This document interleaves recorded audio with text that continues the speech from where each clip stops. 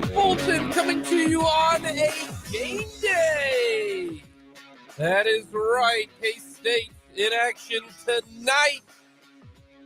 Right here on 580 WWW FM 104.9. K-State's taking on the Michigan State Spartans.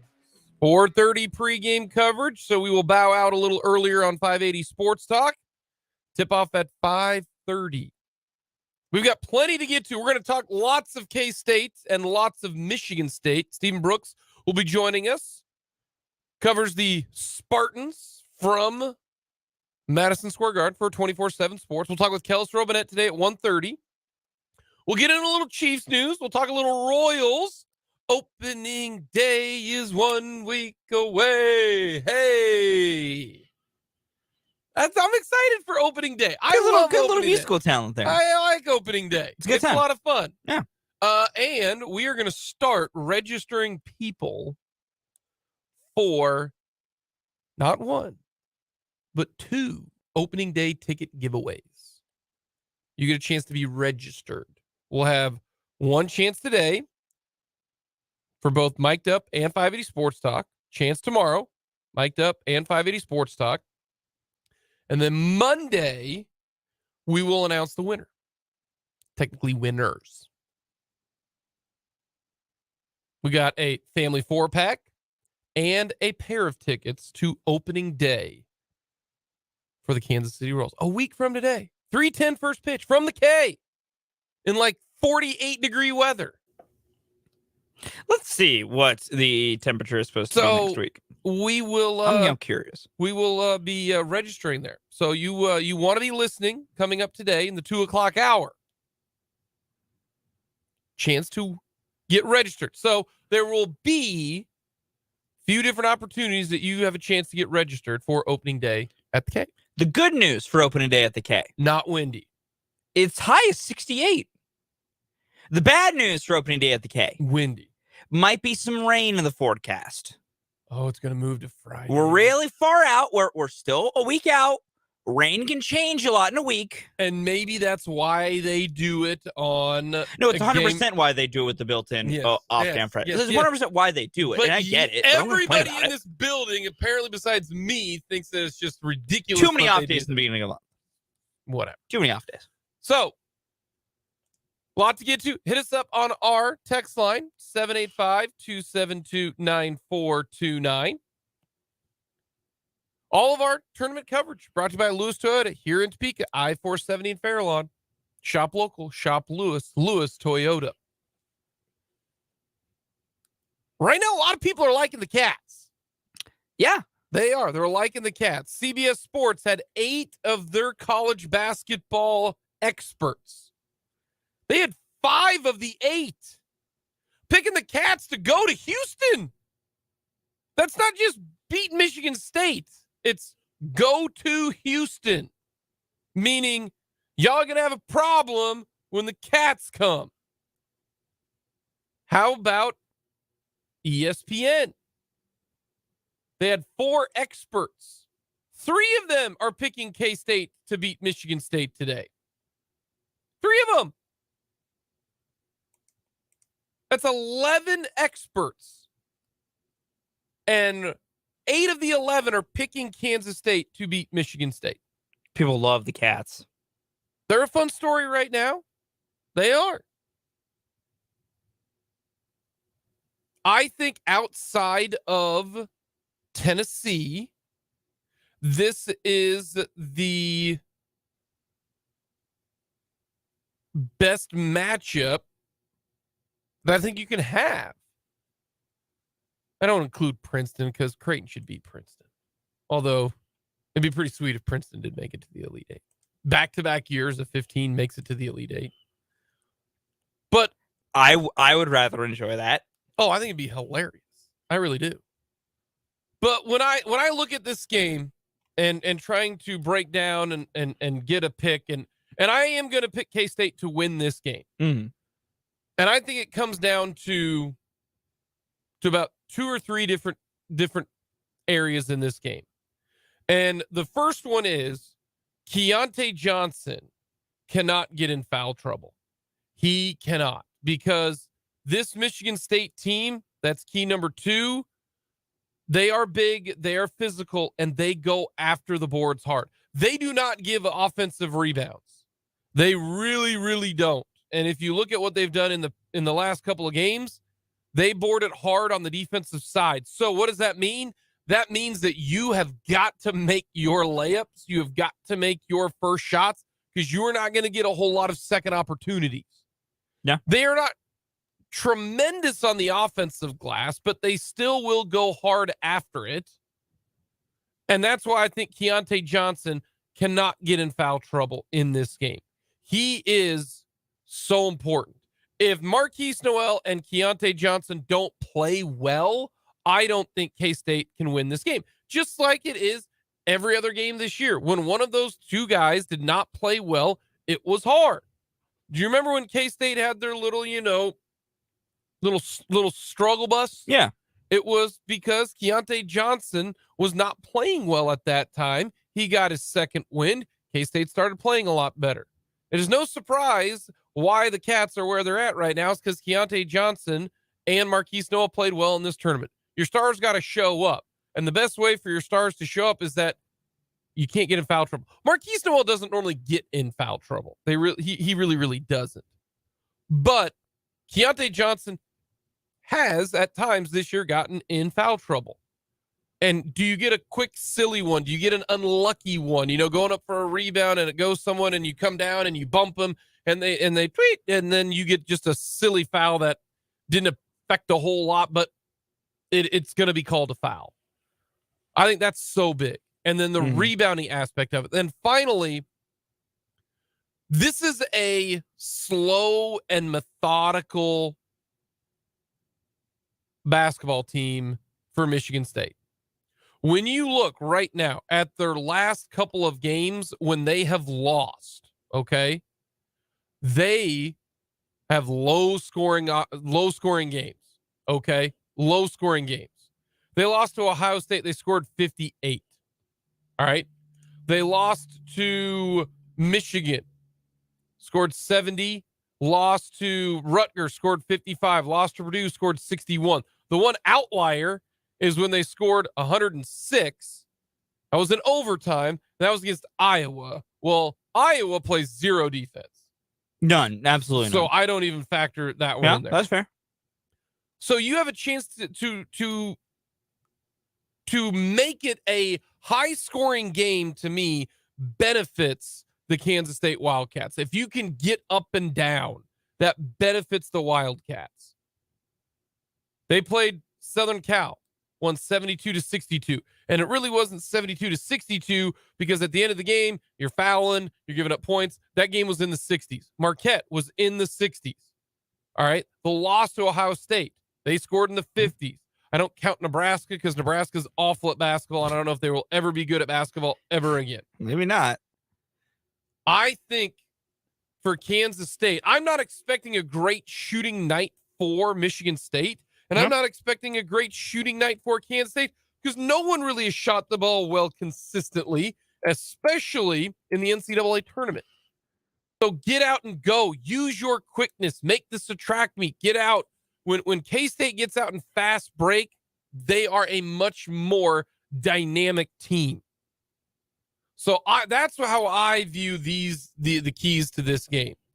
Keontae Johnson cannot get in foul trouble early, or that is going to be a big negative for it. They're not crazy long, but they're physical. Mm-hmm.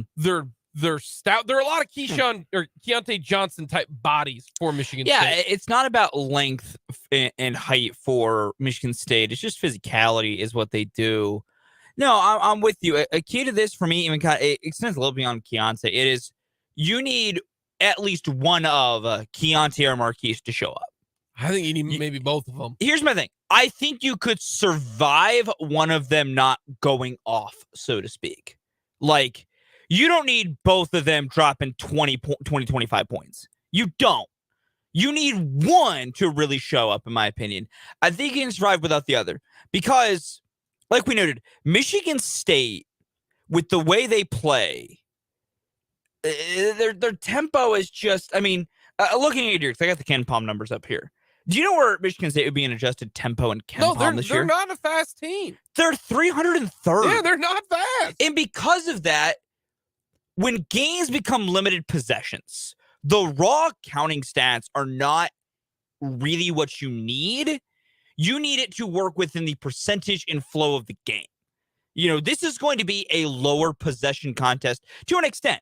Now, if you're Kansas State, there's some ways to counteract that. One is you need a fairly good shooting night. And I don't mean, K-State needs to sit here and shoot, 10 of 17 from three, shoot 50% from the floor. Not that far. But, you cannot have a 30%, you get one of those nights where, you couldn't throw a ball into the ocean if you were on a boat. You cannot have one of those nights because Michigan State likely will not have one of those nights. And more importantly, in a lower possession game, those things are maximized a lot more. And turnovers are maximized a lot more. And that, I think, is more important than anything else in this game. Generating turnovers and protecting the ball yourself. K-State has done a fantastic job as of late, cutting down on turnovers, but more importantly, cutting down on the turnovers that are because their brains shut off. They've done a great job at it. If they're committing a turnover, it's because a play is trying to be executed and something happens, or more importantly, because the defense just makes a play. Sometimes the defense just makes a play. You're not going to have turnover-free basketball. You're going to throw a pass, a guy's going to have a good read in a passing lane, and he's going to tip it away. You're going to have a scrum on the floor, and the other team just comes up with the ball. That just happens. But K-State's done an excellent job of not having turnovers that are just, you're loose with the ball. You just throw a ball out of bounds. You dribble too far near the baseline. You step on the baseline. You're going in and taking an ill-advised charge because you're going in too recklessly, and you're playing into the hands of officials that love to call charges. K-State's done a great job at eliminating those. And so they need to keep doing that because Michigan State will turn you over. They have an ability to. They don't, though. But they only force, are you ready for this? 10 turnovers a game. That is it. Yeah. That is it. And my point is not Michigan State's going to hound you and because of them alone, you'll have 18. That's not my point. But if you are loose with the ball, a Tom Izzo coach team is going to capitalize on that. That's my point. If you play within yourselves and don't, shut your brain off, then you only commit 8 turnovers. So you think it's more so it's not what Michigan State does. It's what you do. It's what Kansas State does. It's you need to be locked in and focused. And the numbers very show, and I know it's been out there on social media, against teams that force turnovers, K-State struggles with. Teams that don't force turnovers, they win. And they are negative in the turnover margin. They give up 11. They don't force turnovers. So they don't. If Kansas State doesn't give it away, just lackluster, brain malfunctions, then they should be in good shape to score it because I'm stunned that Michigan State only gives up 10 turnovers a game. When I saw that this morning, looking at that, I couldn't believe that. Yeah, it's insane. And that's where I go with the turnovers for K-State. This game was going to be so less about defensive pressure from Michigan State. It's going to be Michigan State will not overextend themselves to try and turn you over, but they will happily invite you to make all the mistakes yourself because a Tom Izzo coach team is going to do that. So that's where the turnover part for K-State comes into their own being locked in. And then you need to pressure this Michigan State team. They are going to attempt to drive the ball on you a lot. They're going to want to run and play downhill a lot. You need to match that energy, and you have to attack. Because if K-State can get out and run, if K-State can turn this into a little bit of a track meet, it's Wildcats all day. But if they play this willingly at the pace of Michigan State, then I think it's where you give the Spartans an edge. The faster this game is played, the more I think it benefits K-State. Because they are so good when they just start going in speed. But with the way Michigan State plays, K-State has to find a way to turn it into that kind of a track meet. And part of that is not turning it over themselves, but also they got to generate some turnovers on the Spartans team. And they're a veteran guard team, so that is not going to be easy. Tyson Walker and A.J. Hogard have played some hoops. Right now, there are 4 games tonight. Mm-hmm. Everybody thinks Tennessee's going to beat FAU. Yep. Everybody's on that. Every single CBS, every single one person from the experts on ESPN and CBS had FAU winning. And I think they're just doing it to be a contrarian. Yeah, probably. And then everybody's got UConn beating Arkansas. Yeah. Then you've got K-State and K-State and Michigan State. And honestly, most of them are picking K-State to win. The game that is completely split is the evening game tonight. Yep. And that's Gonzaga versus UCLA. That's going to be a banger. I want to say it's probably about 60-40 UCLA over Gonzaga. But those are the other games that are happening tonight. FAU Tennessee is the one that is going to be after, obviously, K-State and Michigan State. Arkansas and UConn will tip off at 6:15 from Vegas, local time here, Central time. So those are the 4 games that are going to be happening today. And I want to bring this up to give people plenty of time to think about it. Is this game the equivalent of the Big 12 title game for football? Like, are people as excited about this game as they were the Big 12 title game? Or is this one, this game not that level? Like, if they win, then Saturday becomes the Big 12 title game type of contest. Yeah, that's a great question. Because I feel like the build up to this one is so much greater because you've gotten, Monday, Tuesday, Wednesday. Whereas you win tomorrow, then it's Friday, and all of a sudden Saturday's here. And you're playing. And you're playing. It feels like this one is almost as big for K-State fans as the Big 12 title game, because you've got that 3-4 day period where you get excited about the game. And then Saturday, or maybe just the combination of them. I'm curious to see how K-State fans, are you more excited about this game tonight than you were the Big 12 title game? Or is this game like the Sugar Bowl, where the Sugar Bowl didn't really mean a ton because it's just the Sugar Bowl. You ended up losing it, but you got to play Alabama, a blue blood. Michigan State over the last 20 years is definitely a blue blood. Especially on Tom Izzo. So I kind of get the vibe that this game means a lot more, and the hype around this game, because it is March Madness, because of the season for Kansas State. Nobody expected them to be like this. There were some expectations in football, but basketball at 0. I think this game is almost getting more hype than the Sugar Bowl, or maybe even the Big 12 title game for real. Coming up, though, I love what Brett Yormark is doing. He made some news today. We'll get to that next, and then we'll talk all things at Michigan State hoops. Once again, all of our coverage brought to you by Lewis Toyota here in Topeka.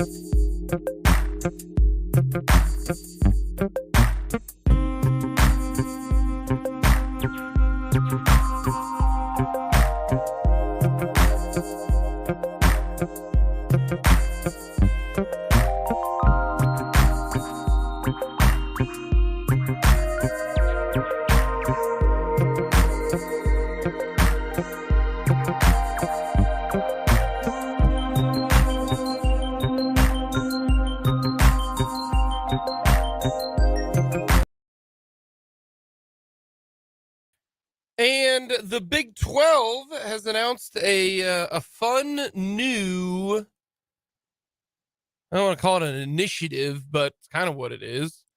The Big 12 is partnering with Rucker Park in New York. That's right, the most famous outdoor basketball park, that along with the Venice Beach Courts, are going to host exhibition games coming up in 2024.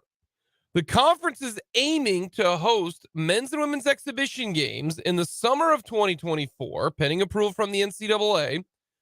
They will send coaches to New York City and lead clinics for the youth of New York City. Yormark says this: Rucker Park is one of the great landmarks in basketball and is a cultural icon. We are excited to be able to bring Big 12 basketball to its court. You want to talk about trying to get your brand out there in different spots? This is it.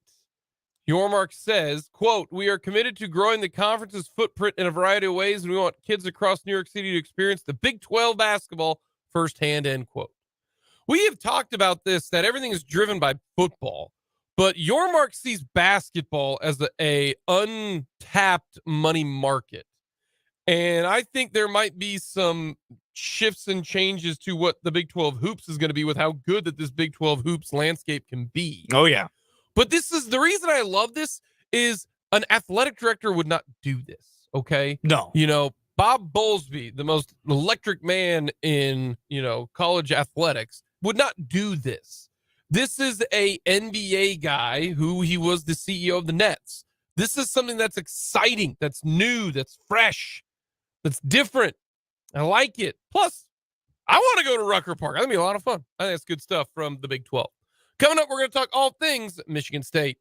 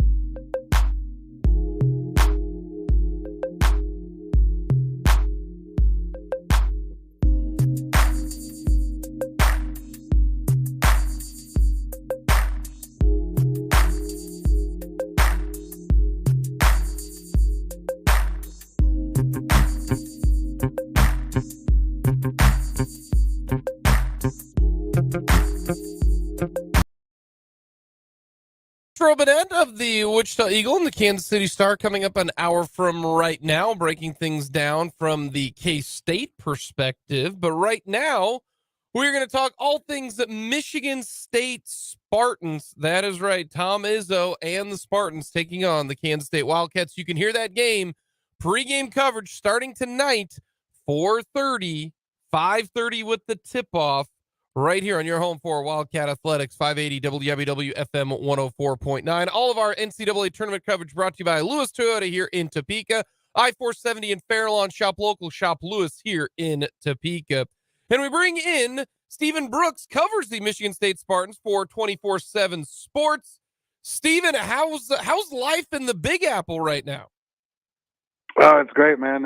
Thanks for having me. First of all, it's always exciting being here. I was just on another show yesterday and saying, the Madison Square Garden is one of the few places I think that, in sports that truly lives up to the hype, the mystique, the aura, all that stuff. Assembly Hall, Indiana, and the Big Ten, is another place, I think, for me. Ohio Stadium and football in Columbus, but absolutely the Garden is right up there. And so I'm really excited to be in here. I've been here for non-conference games and whatnot, but to have the stakes of the NCAA tournament in that building, I think is going to be really special. When it comes to the East region, did Michigan State fans think they'd get here? Is this more of a house money situation right now for Michigan State being the 7th seed, or is this kind of expected with Tom Izzo? No, I wouldn't say it was expected. I think you're onto something with the house money aspect. This team in this season has been, every couple weeks is a different story. I won't go through the entire play-by-play and bore you guys, but because of injuries and guys that come back from injuries and then get re-injured, or they're back but they're really not themselves yet. It took 2, 3, 4, 5 games for them to actually be back. Something like 100%. Because of all those things, we really haven't seen this team play at full strength for more than 3, 4, or 5 games at a time, and then something else would happen, and then they'd be down a guy, and then something else would happen. All the way up through February, of course, with unfortunately, the on-campus shooting when that just kind of rattled everybody's psyche, I think, a little bit and sense of comfort. So there's always, they haven't gone very long without something happening that sort of disrupted them. And by the end of the regular season, I think a lot of folks had been, dead soured on this team because of those inconsistencies. Just said, whatever. The hope was, of course, to get to the second weekend, and now that they are here, I think everybody's, pretty rapidly come around, and now they're sort of this likable underdog team and whatnot. And they've restored the program's pride a little bit, because this is what people expect out of this program. Like the last 2 years of going out in the first weekend were major disappointments, even if those teams weren't necessarily great. Like that is the expectation a little bit, like you said. I mean, Izzo's going to maneuver and manufacture something to squeeze the most out of these guys and make some sort of run. And so now we're here, and I think people look at the bracket too, though, and say, why can't they, keep going? Why can't they get to the third weekend? The way, the 1 and 2 have been bounced, obviously, and the way they're playing too. These 2 NCAA tournament games, I think you could make a good argument that they were their 2 best games of the year. They're no worse than they're easily in the top 5 in terms of just individual performances. So that's kind of where they are right now. And I do think there's always an element of this team could be dangerous if they could put it all together, if they could be healthy, if they could string a little bit of consistency together. And I think we're finally seeing a little bit of that right at the right time. Are they healthy? You mentioned the injuries. Is this a fully healthy team right now, and that's why they're playing so well? They're close to it, but no, not 100%. Malik Hall is the guy right now. Number 25 is a senior forward. True, Swiss Army knife sort of player. He allows them to play big or small as like a 6'8" swingman. He'll play a small ball 5 for him. He'll be a 3 in a big lineup. And he had a foot issue early, and then he re-injured that. And so that's still sort of a lingering thing. He had an ankle early, around January. But right now it's his back. And it's kind of a day-to-day wild card where he can tighten up, and he's not moving as well as he needs to defend the players that he has to defend. And you can see him being a little bit step slow sometimes on both sides of the ball, whether he's getting into his move or trying to stay in front of somebody. So that's really the only concern. I'd say he's like a 70-80% version of himself right now. But elsewhere, yes, they are. And when you talk about what they're doing right now, it is a lot of guys are just playing, to sort of their peak, right, all at the same time. And especially in these 2 NCAA tournament games, they've put both sides together for good stretches of the games. Most of the year they were a really good defensive team, and then they were scoring in the 60s. And then the last 5-6 games of the regular season, that flipped, and they were scoring in the 80s and hitting a bunch of threes, and everybody was making shots. And they've sort of, lived on their offense there, and their defense dropped off. So that was something that Tom Izzo's been saying for a good 2 or 3 weeks. Is like, if they could combine both, then they got a heck of a squad, and that's what they've been able to do so far. Not for 40 minutes in each game, but for good chunks of each of those first 2 tournament games. We're talking about Stephen Brooks, covers the Michigan State Spartans for the 24/7 site for Michigan State. And let's start with the offensive side. They shoot the 3 very well as a team, 38%, but they don't shoot many of them. So Right. what would you say that they hang their hat on offense? What is this that they do well? What is that? It is shooting threes, but ball movement, I would say, as well. They're pretty unselfish, and when this program has had a turnover issue for several years. and that can crop up. But when they're locked in that regard, they're careful with the ball. It's whipping around the perimeter there. They're finding the open guys. And they could put a lot of shooters on the floor. That's part of it. You're absolutely right. They don't shoot a ton of threes, so that percentage is a little juiced by a fewer attempts. But most times they have 3 to 4 shooters out there on the floor, so they can space it. They can find those things. They have multiple guys, right? They don't have maybe a true star, but they have a good 4 guys that can rise up and be that star on any given night. You know, he might disappear the next night, but on any given night, anybody can be the leading man. Mostly it's been Tyson Walker. He's the leading scorer, transfer from Northeastern. You guys will hear a lot about him on the broadcast. He's a New York area kid. So he'll be a big focus, but A.J. Hoggard, the point guard, can absolutely be that. Jaden Akins, the sophomore shooting guard, he can also be that. Malik Hall, at times, at his best, he could be that. And Joey Hauser is the other guy, as a fifth-year forward, their best three-point shooter. He can pop off for 20, to 25, something like that on a given night. So you can't really key on one guy, I would say, as well, and they have a lot of options on that end. Defensively, what is it that they do well? They don't force turnovers, just 10 a game, and that's something that K-State's had a problem with, which I know K-State fans are looking at that going, hey, they don't force a lot. That means we might get a lot of shots up because we don't force a ton of those. So what do they do well? What did they do well against Marquette? What did they do well against Southern Cal? Why is their defensive numbers? Because when you look at the scores that they've given up in the NCAA tournament, I understand that all scores are kind of down in the NCAA tournament right now for a lot of different reasons. But you give up 60 and 62. What are they doing well? Yeah, the guards specifically, I think, drive that thing. When they're each of them individually can be a really, really good defender, and obviously when all 3 are clicking at the same time, they can really blanket that perimeter. And they kind of have, outside of maybe like that long, like 6'7", 6'6" guy, that like a long, explosive athlete type of guy. They don't have that. They're not super tall, but other than that, those 3 have just about everything. So Jaden Akins is like a 6'4", 2-guard for him, but he's the best athlete on the team. Incredibly explosive and just stays in front of you really, really well. Tyson Walker, who I mentioned, was a defensive player of the year as a 5'10", 5'11" point guard in the Colonial League before he came here. He's a very good defender, very good with his hands, will swap balls, get in passing lanes, things like that. For his size especially, he can be really good. And then A.J. Hoggard is he brings some size and strength, so he'll be the one that's guarding those like 6'6", bigger wing types. A lot of times he's 6'4", probably pushing 220. I would say he's a bigger dude, so he can use his size, and when he's locked in, he can really be a problem on the defensive end too. The thing is, it's hard for him, I think for almost anybody to be at a high level on both ends, because he has to push the ball, because he has to run the show on offense, but he can also really grind it and lock down defensively. So those 3 on the perimeter, I think, give them a heck of a weapon. And specifically to the NCAA tournament, they've just eliminated teams' best players. I mean, Tyler Kolek from Marquette hardly did anything. He did run into some foul trouble, but I think he went like 2 for 8 with 6 turnovers. Boogie Ellis from USC had 6 points before he fouled out, didn't score until like 17 minutes into the game. They completely neutralized him. And then Drew Peterson, USC's other main guard, had sort of a quiet like 10 and 6 or something, just never really felt like a factor in the game. So they're keying in on the right guys, obviously, and taking them out of the game so far in the tournament.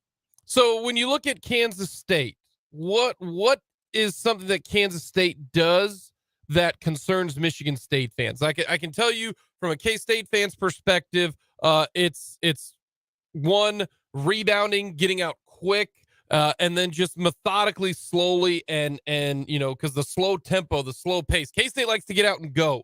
They don't want a fast. They want a fast-paced game. Where Michigan State very, very slow when it comes to tempo and pace of play. So that is something that K-State fans look at and go, they're big, they're strong, they're a veteran group, as well as they shoot the 3 well. What do Michigan State fans look at for Kansas State and go, this is not a good matchup for us? I think even if, with everything I just said, I still think they're worried about Noel and just his abilities, to create problems for them as a scorer. That's something. I would also say just their defensive numbers. I mean, I want to say they're 17th nationally in defensive efficiency, K-State. And everything, the reason this has been so surprising is because of how much some of those things I explained earlier. That was because of how fluid it's been on both sides of the ball. I still think that this team, lurking right around the corner is a game where, and there's been plenty of them this year where the threes aren't falling, much like Marquette, but and then the turnovers are piling up too. I do think there might be due for just a clunker offensively because they have not been this consistent offensive team all year. They were low scoring, for much of the season. So I think that's a concern too, is that against a good defensive team, they can maybe get thrown out of rhythm offensively. And if they have that, 36% shooting day or whatever, like they've sort of been prone to at times this year, then they're going to go home. And then again, the turnovers, that hasn't been an issue much lately, but if that pops up for Michigan State, that'll be a problem. So that's, from what I can tell, that's the deal with that. Is there a point in this game where you look at it, this could be a bigger factor than what people are talking about? Is it offensive rebounding? Michigan State does a great job on the defensive glass. They don't give up a whole lot of offensive rebounding. And so I look at the field goal percentage of this game. K-State's not going to get, 9, 10, 12 points on second chance points against this Michigan State team. That's not how Michigan State operates. I look at it as well as this Michigan State team, they go downhill and they try to get to the free throw line. They try to get people in foul trouble. I think that is kind of some sneaky, kind of special teams, if you will, in this basketball game. Do you see anything like that in this game? Yeah, I would agree with a lot of that. I think they need to get to the rim more. They have a little bit lately, but that was one of the things all year. Almost after every game, Izzo would complain about not shooting enough free throws. And they were, for much of the season, they were taking a lot of long mid-range jump shots, the long twos. The threes obviously were part of it as well, but they were a jump shooting team early, and it's like we all know that's just not always sustainable at that, especially at this level. So that's something interesting to watch. I do think the rebounding for the Michigan State side, I think, is something that people are really expecting to be a strength here. I saw a graphic, I think yesterday. I believe K-State was averaging -8 on the boards through the tournament, or in average margin or something like that. It wasn't good. So if they can beat them up there, then I think they'll be in good shape. It is still for Michigan State too that sort of lingering Achilles heel is the turnovers, and they're sort of inexplicable sometimes. Even in good games, they can start out and have 3 or 4 by the first media timeout, and so if they're sloppy with the ball and loose with possessions, then that's going to be a big issue. And it hasn't been so much lately, but it has for most of the season. So that's still in them, I think, and I think that's got to be a concern. All righty, who do you got winning, and what's the score? I still have trouble trusting this team. Maybe it's because I haven't seen as much K-State. I've seen everything from Michigan State, but I have K-State winning a close one. I don't have number. I mean, maybe give me 66, 62, something like that, I guess. I'm awful with exact scores, but I like K-State in a close one. I just, like I mentioned, I don't fully trust this Michigan State team yet, and I do have this sneaking suspicion that they have that game that's just right around the corner where, like I said, they start 2 for 12, 5 turnovers within the first 6 minutes or whatever, and it's just not there offensively. I worry that maybe that's on the docket for them. All righty, my last two for the road. You can answer them very quickly, very easily. When it comes to New York, what's your favorite type of pizza? Is it the New York style, or is it deep dish, or is there such a thing as a Detroit style pizza? There is. I guess it's becoming more and more popular. They've got some work to do in Detroit to get that out there, but it's definitely New York. Absolutely. Okay. And lastly, you can speak for yourself or the Spartan fan base, Michigan State. Are you a football or a basketball school? They're truly both. They're one of the few that's both. You can't do both. You can't do both. No, they are. They are. There's really not many out there where the true passion, the true emotions are invested this way with both. Okay. I mean, for one or other, Notre Dame, Michigan, it's always one or the other. There's almost none, especially that you can say has the type of success of the last 20 years in both. Okay. There's almost nobody that compares in that. So it really, truly is both. Okay, let me ask you this then. You get to pick one. You have to pick one. Football title, basketball title. What are you taking? I'd say football. because it hasn't happened in for a longer time. It's harder to do, I think, in certain ways. And just for somebody other than Ohio State from the Big Ten to win one would be a massive deal. So yeah, give me football. And people are still, Izzo, the basketball program, like that's pretty much in an untouchable place in terms of reputation and legacy and everything. Okay. But the football program could use that. All right, Stephen, thank you so much for the time. We appreciate it. Safe travels to whichever train that you're going to down to MSG, and enjoy the game tonight. All right. Thanks for having me. I appreciate it. Stephen Brooks does a fantastic job covering the Michigan State Spartans. He's got Sparty in a low-scoring game, 66-62. He says he doesn't like scores, but that's a low-scoring game. That, I believe, would hit the under. Probably. Definitely hit the under. The under right now is 138.5. Yeah, that is the under by 10. Huh? So you like maybe he likes the under. Huh? Unders have been a theme this tournament. Yes. I wonder if K-State's going to have a case of the try too hards early on. Yeah, that is always a worry. The case of the try too hards, when you want something so much, you tighten, you grit your teeth, and then I don't want to say you start pressing, but you want it so bad that sometimes the best athletes are able to just relax and just let it play, let it go. And I think that's something that Kansas State will have in this game, because Noel and Tomlin and those guys who are from there, they're gonna want to show out. I think Ish Massoud said that there's gonna be 100-some people there that are gonna come to this game to watch K-State. Yeah, whether family, friends, that type of thing. That's a lot of pressure, But they look as though they're just so relaxed, Yeah, just vibing. So that's why chill. I think K-State's gonna win. Yeah, I do. I think K-State right now is. It feels like they're gonna win. I'll also put it this way, and I think in the tournament this is a good way to do it, and we do this all the time. If we're really picky about this, who's gonna have the best player on the court, and who is going to be the best player on the court? Well, I could argue the two best players are for Kansas State, and then the next three best players are for Michigan State. Well, there you go, though. Best player on the court is going to wear purple. Go with K-State. In this tournament, when you really got to make a choice, what team is going to have the best dude on the court? And I think it's going to be K-State. So I think with that in mind, you lean towards the Cats. K-State money line plus 114. There's good value. Just saying, there's good value. We're going to talk K-State coming up in the 1 o'clock hour. We got Everyone Loves the List today. Memorable Sweet 16 games. There are a bunch of them here locally. We'll get to that. Talk a little Chiefs as well. I got a text from a buddy. We're going to discuss it coming up next here on Mic'd Up.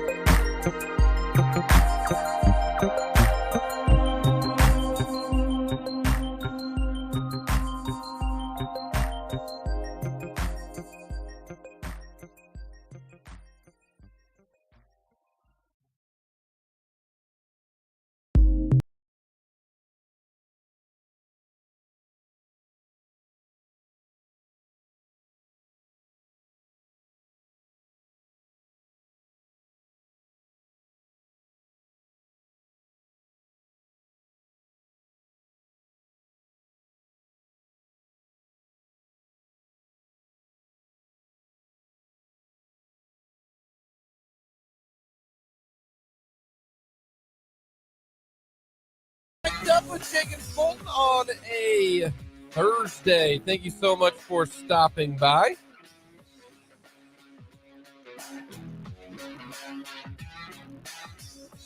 We got K-State Hoops coming up 4:30, 5:30 tip-off right here on 580 WIBW and FM 104.9. We'll talk more K-State coming up here in just a little bit. We got Everyone Loves the List, favorite Sweet 16 games. We're talking about some Royals. A week from today, the Royals will play. Week from today, Royals will play. Who's going to start?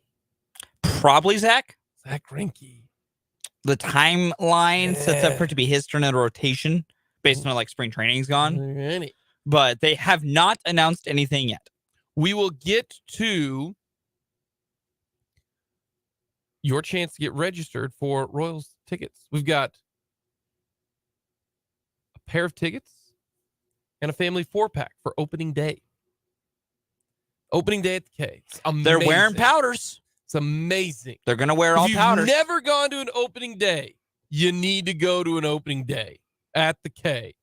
Going to have opening day at the K. Great atmosphere. Yep. Probably Greinke on the bump. Yep. The full powder's back for the first time in Lord knows how long. Vinny Pasquantino's going to hit a homer. I'm telling you, that's my first bet. Vinny Pasquantino. Is Vinny P. homer? Anytime home run. Okay. That's what's happening. It's a choice. It's happening. Okay. So be listening in the 2 o'clock hour. All right. Very simple. From the text line, let us know your thoughts. 785-272-9429. Also, check us out on YouTube. Go to Sports on 580. Very easy. Hit the subscribe button. Check us all out. Our website, 580wibw.com. Right there, smack dab in the middle. You can see us. But from the text line, K-State just went to a -102 money line on FanDuel. And they are correct. Hopefully you hopped on that +114 about an hour ago, because that is a little bit more bang for your buck. Mm-hmm. K-State's still a 1.5-point dog. We'll get to more hoops coming up here in just a little bit. But Fulton, we're going to talk some Chiefs, and I think this is an interesting discussion. Yes. All right. Right now, people are wondering what's going to happen at right tackle, what's going to happen at D end, what's going to happen at wide receiver, what's going to happen at D line. A lot of questions. Okay. And I got this text from a buddy of mine who is from Nebraska, but he's a Chiefs fan.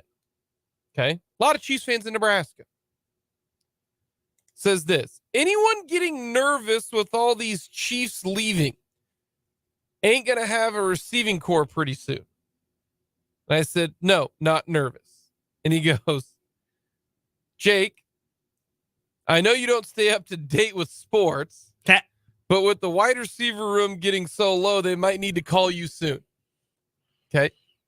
First off, they called you. I'd ask you to please not take that phone call, because then I have to do more work around here. And I would take the phone call, and then I would politely say, the other day I slept on my arm wrong, and now my arm is a little sore, so I'm probably going to have to pass on that. Oh, you don't think you want to catch something over the middle and just get laid out by like Fred Warner? No. Doesn't sound like the way you want to spend your Sunday? No, I'll show up for OTAs and have a good time, and catch some passes. That's about it, though. They're going to be a little bit slow coming across the middle. But with the Kansas City Chiefs, all right,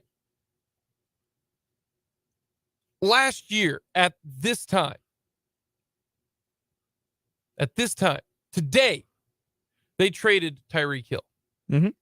If you don't think a lot can happen from March 23rd until the season starts, patience. Last year, they traded Tyreek Hill. Today, worked out well. Very well, in fact. Worked out well for both parties. Tyreek Hill had a great year. He got a whole bunch of money. Chiefs won another Super Bowl. Travis Kelce, 2-time Super Bowl champ. Tyreek Hill, 1-time Super Bowl champ. But at this time last year, you ready? These were your starting corners. L'Jarius Sneed, Rashad Fenton, DeAndre Baker, and DiCaprio Bootle. Bopping Boodles. Those were your defensive corners a year ago today. Jake, I'd like to think that they are vastly different than that today. 3 of them are not even on the 3 of them weren't even on the roster halfway through the season when they traded Rashad Fenton. Yeah. So that's why I'm going to say something that our society does not like. Patience. Brett Veach has put together 2 Super Bowl winning teams and 5 straight home AFC title games. He deserves the benefit of the doubt. There is a plan. But last year, Sneed, Fenton, Bootle, and Baker were your corners. It ended up working out. And last year, there were just as many question marks. 2020 for the Kansas City Chiefs, 2 years ago. Here was their offensive line. Martinez Rankin, Joe Tooney, Austin Blythe, Andrew Wiley, and Mike Remmers. That was your offensive line in 2021, beg your pardon. 2020. That was your offensive line. And then what did they do? Traded for Orlando Brown. Then what did they do? Drafted Creed Humphrey. Then what did they do? Signed Kyle Long. Then what did they do? drafted Trey Smith. And your offensive line ended up being, for the last 2 years, Orlando Brown, Joe Thuney, Creed Humphrey, Trey Smith, and they moved Andrew Wiley out to the right tackle spot. It is March the 23rd. We are still not even a month away from the draft. An infinitely long amount of time left. And that's why when you see, when I got a text, that says, anybody else getting nervous? Anybody getting nervous? No, I'm not. I'm until they start training camp, or even then, I am not going to be nervous. Last year should have showed you that the Chiefs got rid of Tyreek Hill and were still the number one offense in the NFL. So when it comes to the wide receiver room, that is the least of my worries. Least of my worries. I think right tackle, I think Lucas Niang, when healthy, can get it done. I think the wide receiver room with Travis Kelce, Tony, Moore, MVS, draft pick, whatever, if healthy, to me, the number one situation for leading into this coming year in 2023 is going to be health. Because Niang had not typically been that healthy. He was beat up last year. Now, he did have a bad injury. And normally big dudes take a long time to get healthier. Do you remember David Bakhtiari? Oh, yeah. Took him a little bit of time. Big dudes are hard to come back from on those injuries sometimes. But if he's healthy, he will be your right tackle. And they will address it. They've already signed Nick Allegretti. They still got Darian Kennard. But it's more so, I think people are uneasy about the health. Wide receiver spot with Travis Kelce, he's option number one. Then it's Tony, then it's MVS, then it's Sky Moore. Okay? But you get real thin if one guy goes down. I mean, just look at last year in the title game. Right? You had Juju go down. Then you had Hardman go down. It was basically MVS and, the Pips, Yeah, really was. That was it. I mean, you were looking at Sky Moore and you were looking at Marcus Kemp, and that's who you're hoping to find a way to make it work. So I think the people's concern isn't so much about the names. I think it's more so about the injury potential for this team. I still think they're going to address it in the draft. I still think they're going to sign an offensive tackle. I still think they're going to sign an edge rusher. I think that they're going to sign a wide receiver. And if you look at the wide receivers that Brett Veach has signed, they haven't been great. They haven't. McCole Hardman, a lot of people are down on McCole Hardman. I don't think McCole Hardman was a bust. I don't think McCole Hardman was a bust. Not at all. In fact, McCole Hardman was a useful player. And if you are a useful player, to me, you are not a bust if you are taken in the second round and you generated almost 20 touchdowns. I'm sorry. I know some people think that you need to be better than that. Clyde Edwards-Helaire, okay, that is a big miss there. All right? Because it's a first-round pick and you took a running back. All right? I don't think McCole Hardman is a bust. Was he a functional, quality player for the Kansas City Chiefs? Yes, he was. It all comes back to, I will say this on McCole and an overarching point here. It comes to expectations. And what do you have when you're drafted at what level you're drafted at? Like, that's why Clyde can be considered a bust, is halfway production, but also based upon where you are. You're a first-round player, you're expected to do more. Like, that's the thing with McCole Hardman is he can be, some consider him a bust or have negative opinions because he was expected to do more. Like, being a second round pick, being the hype around him when he came in, they wanted more. And so therefore it's like a great comparison to this is Eric Fisher. Eric Fisher was a serviceable left tackle, but forever was viewed in a negative light only because he was a first overall pick. If he was a third round pick, he would be viewed as a fantastic draft choice, an absolute steal, a bang.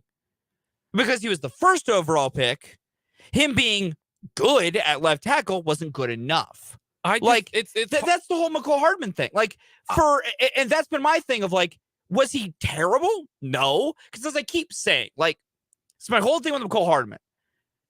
People think when I call him a gadget player or I say there's only limited things he can do, I'm trying to insult him. I'm really not, because there is a niche for that. There's a spot for it. I just don't see how you can look at a guy and say, okay, for 4 years, he scored 18 touchdowns just in the regular season, and that had nothing to do with kick and punt returns. And he also returned a kickoff return and he had 20 touchdowns in 4 years.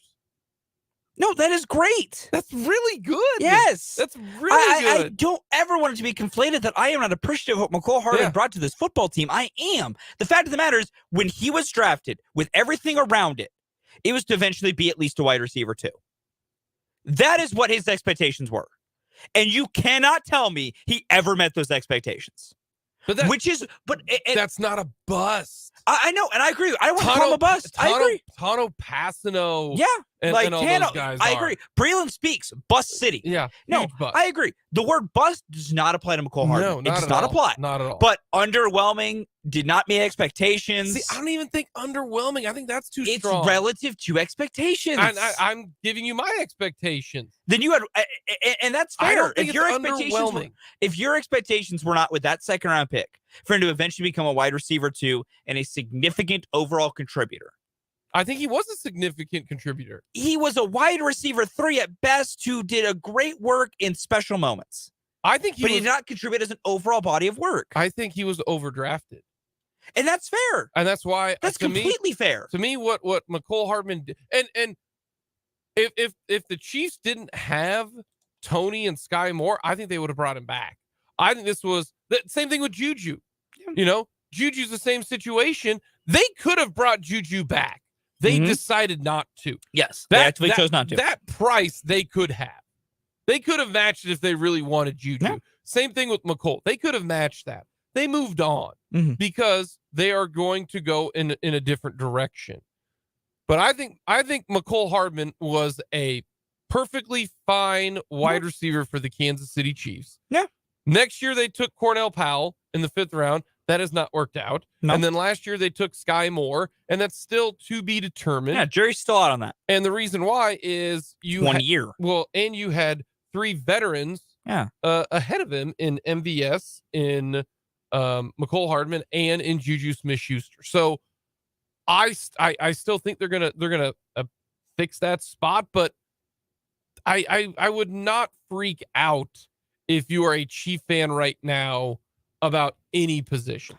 There is so much time left in this offseason that there is no reason. Like your freak out meter can begin to rise near the end of July. That's when I think, you know what? Sure, I'll be cool with it starting to rise. In March? No. There is never a reason to freak out in March. Especially in the draft. The draft is still coming. You don't know what. You haven't got through the draft yet. Here's the biggest difference from last offseason to this offseason, okay? And it started today, is the Chiefs have so much more draft capital last year than they did this year. And so, well, Jake, they've got 10 draft picks this year. Last year, the reason why I say that is because they had 2 first picks last year. And that's the only reason why they ended up with both Karlaftis and McDuffie, who are going to end up being 5-year starters for this Kansas City Chief team. They don't have that. You don't have that ammo to move up, especially when your draft picks are a lot of them, one in the 1st, one in the 2nd, one in the 3rd, and then a lot of them are in the 6th and 7th round. I don't think you're going to get that kind of a haul this year. And having 2 first-round picks, getting 2 guys like Karlaftis and McDuffie, They were what you want out of a first round pick to a T. Helped, made an impact right away first year. Yeah. That is what you want if you are a first round pick. Really is. That's also why I think McCole Hardman also was a no question impact in his very first year, because in his very first year, he ended up with 6 receiving touchdowns and a kickoff return. You get 7 touchdowns in your first year. I think maybe going downhill after that wasn't quite as good. Coming up next, our most memorable Sweet 16 games for Everyone Loves the List.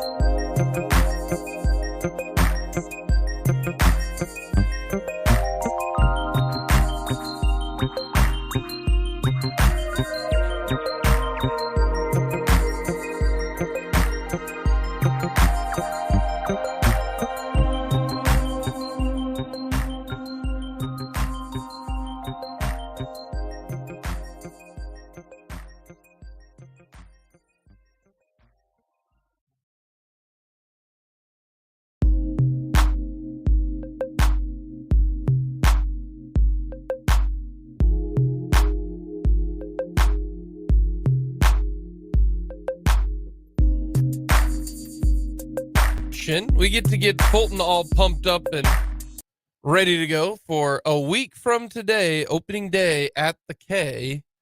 The Royals will play.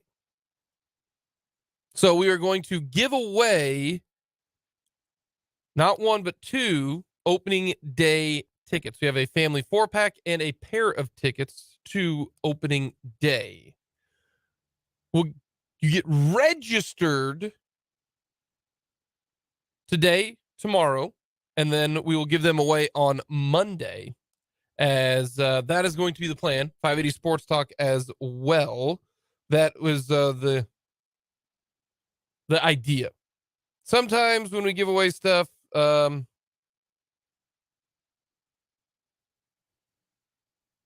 doesn't go as planned. Kind of like trying to get a hold of Kellis Robinett of the Wichita Eagle and the Kansas City Star.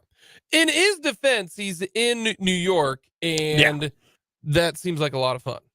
It really does. I don't blame if he was just like, I'm just going to have more fun hanging around New York City until the game tip-off.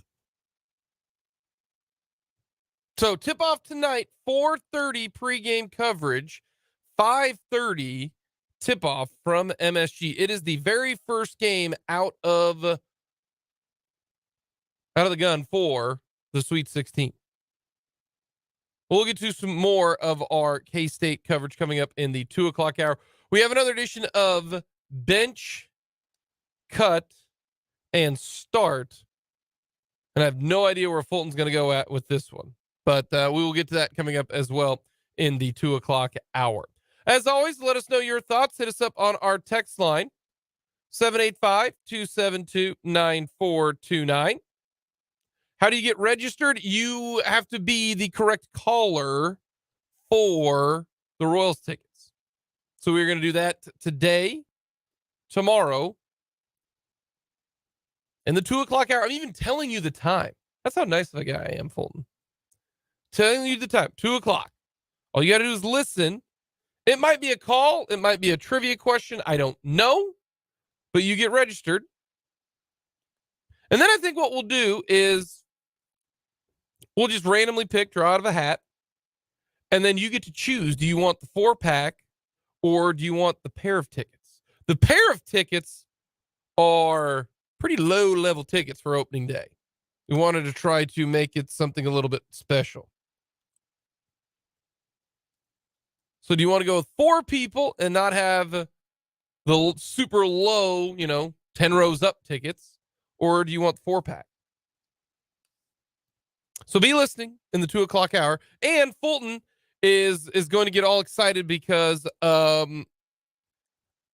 is one way that I can see this Royals team being better than a previous year's Royals team. We're going to compare them. And Fulton's going to get pumped because he's drinking that Kool-Aid for the Royals. Right now, we are going to head to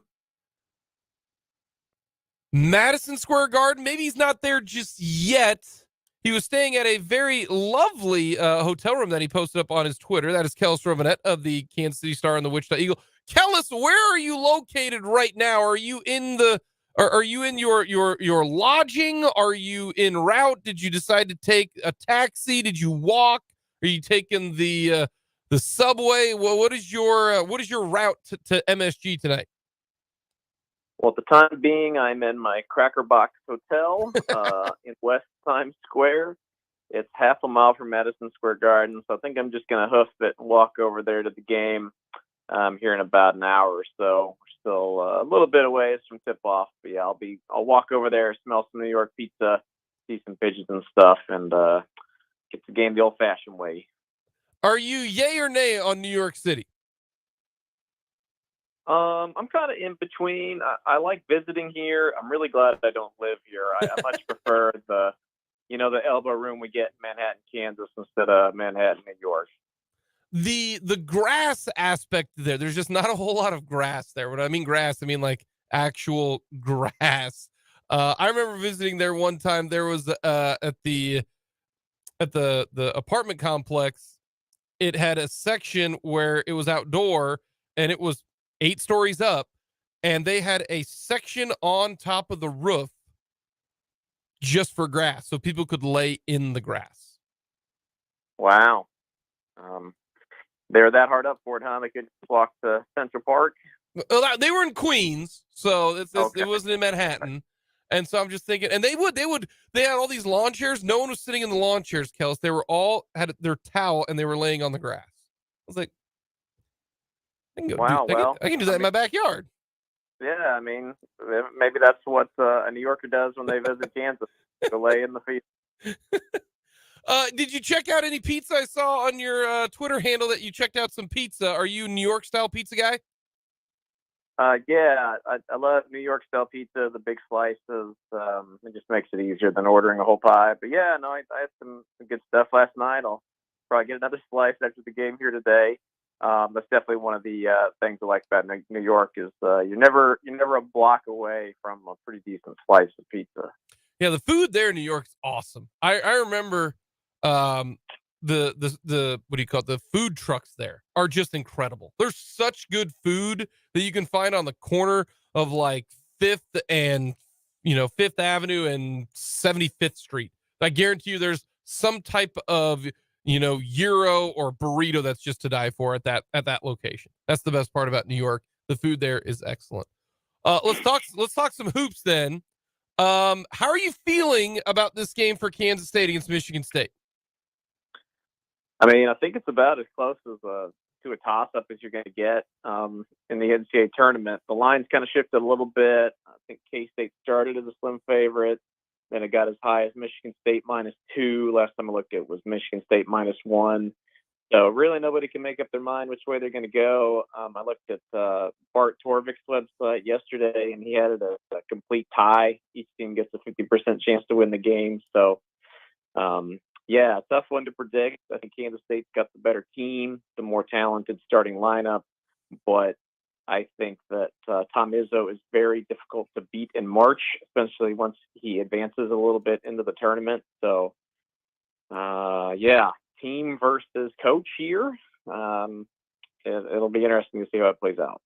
It seems like this K-State team has taken kind of the college basketball world by storm, and they're kind of the darling right now. Is that what you've gathered with the media availability there in Manhattan?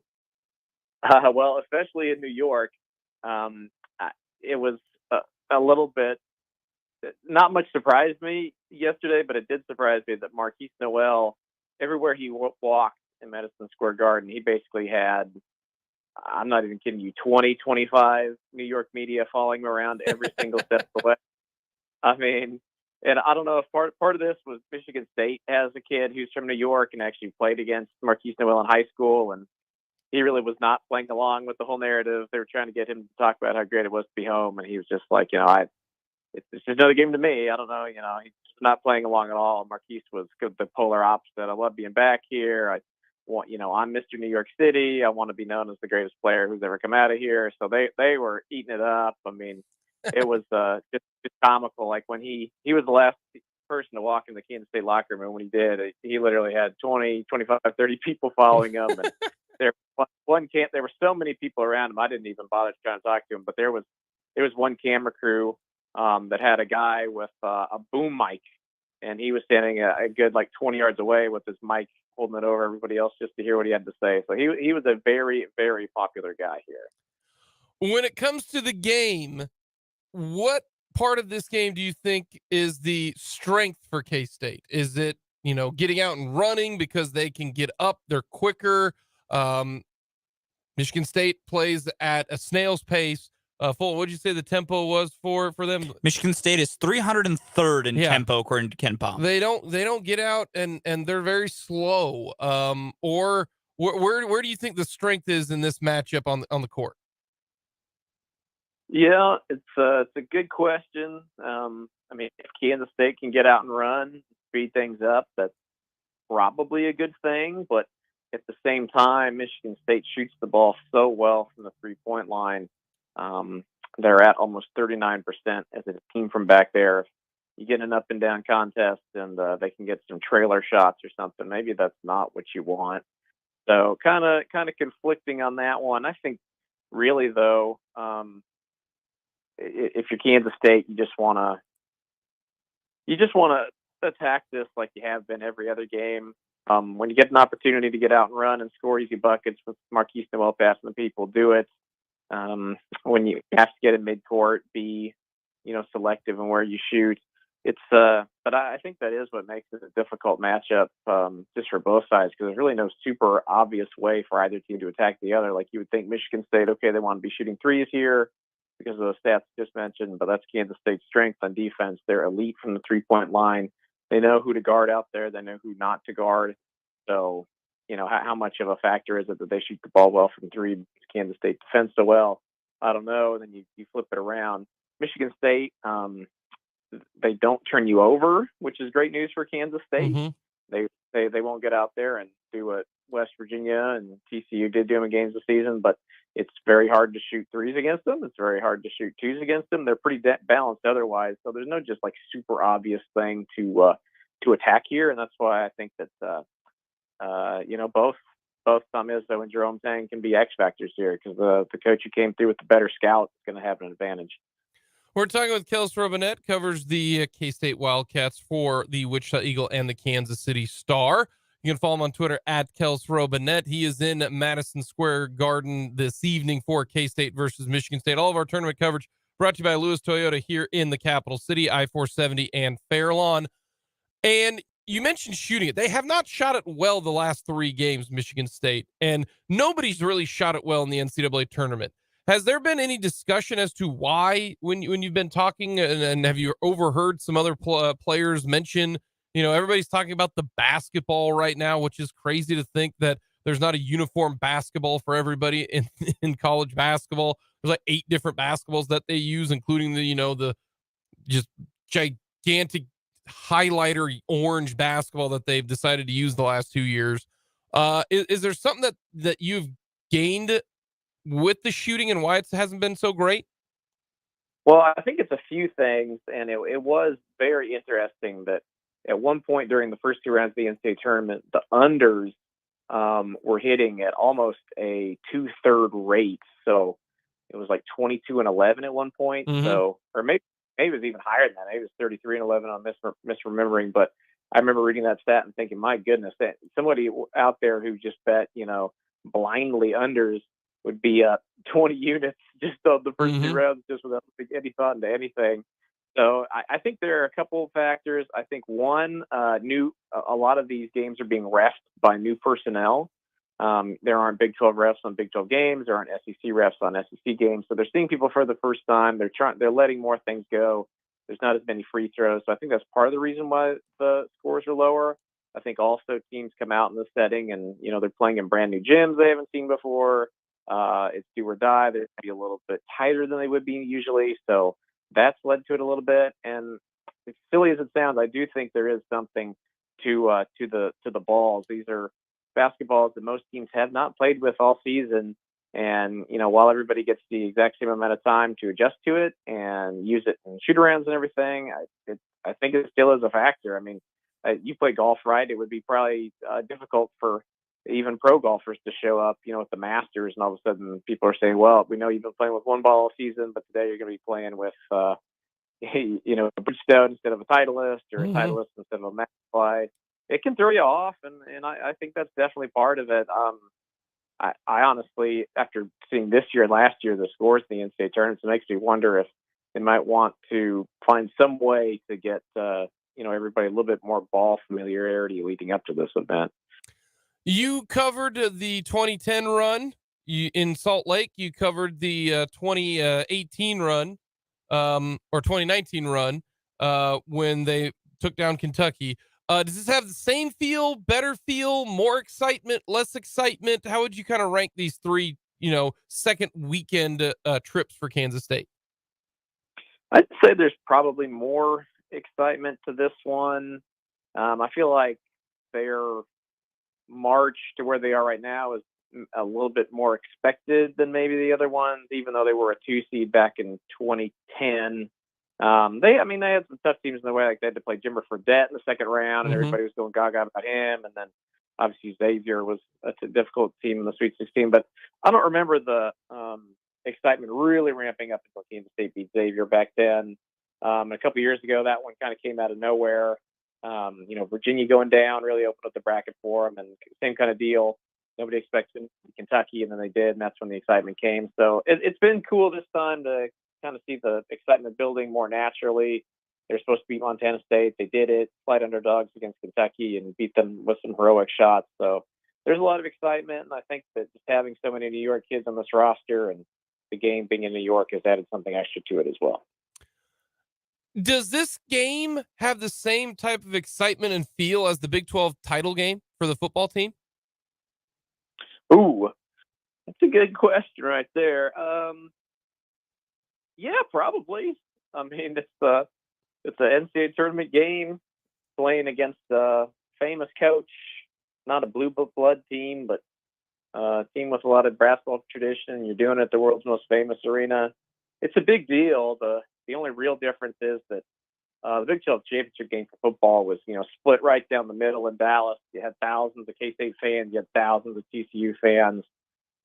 There's just not going to be that same kind of environment here. It'll be a split crowd, but it won't be just those two fans in the arena. And that's kind of what I think gave that one a little bit extra feel, because I'll never forget when Deuce Vaughn juked that guy out of his shoes for the touchdown of the fourth quarter. That's about as loud as I've heard K-State fans in any stadium before.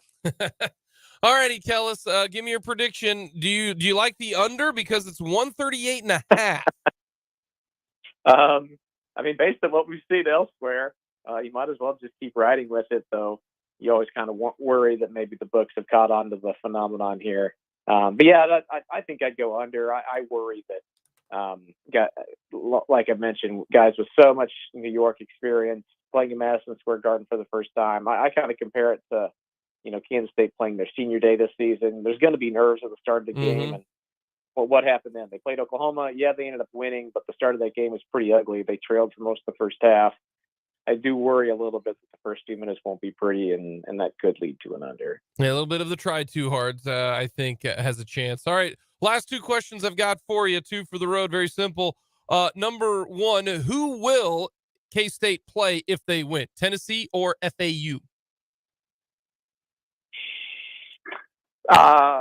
Man, you put me on the spot with that one. I guess Tennessee. It's tough. I'm not a big Tennessee believer. Rick Barnes has never been great in the NCAA tournament. They don't play offense, but man, they smacked Duke around so good the other day. I'll probably stick with them. Okay. All right. We'll play the hypothetical game. Okay. Okay. Marquise Noel balls out against Michigan State and then against Tennessee and leads K-State to the Final Four. Where does he rank in terms of legacy at Kansas State? Well, he'd be up there. The only thing that would be preventing him from, reaching Jake and Fulton status or Dean Wade status is that he would have only played at Kansas State for 2 seasons. But what he did in those 2 years, I know. I know. Well, I would say if he does that, he would be virtually a lock to have his jersey retired at Bramlage one day. I even think right now you could make an argument for it. Him being a first-team All-Big 12 player, a third-team All-American. He's got the States in the Sweet 16, which doesn't happen a whole lot. If you really wanted to, like if Jerome Tang in a few years says, I want my guy up there in the rafters, I don't think anyone would complain about him going up. Him going to the Final Four, definitely, I think would pretty much clinch it, because Kansas State, they've got a really good basketball history. If you go back to, days of their program. But they haven't been to a Final Four since 1964. This would end that streak. So, yeah, even though he's only played it for 2 years, I think this bumps him up into another stratosphere. But I still do think he maybe wouldn't be remembered quite as fondly as guys like Dean Wade or Jacob Fulton, just because of the long. Kellis, we appreciate the time. Safe travels when you walk over to MSG and enjoy the game tonight. We appreciate it. All right, anytime. Kellis Robinett of the Wichita Eagle, Kansas City Star. You can follow him on Twitter at Kellis Robinett.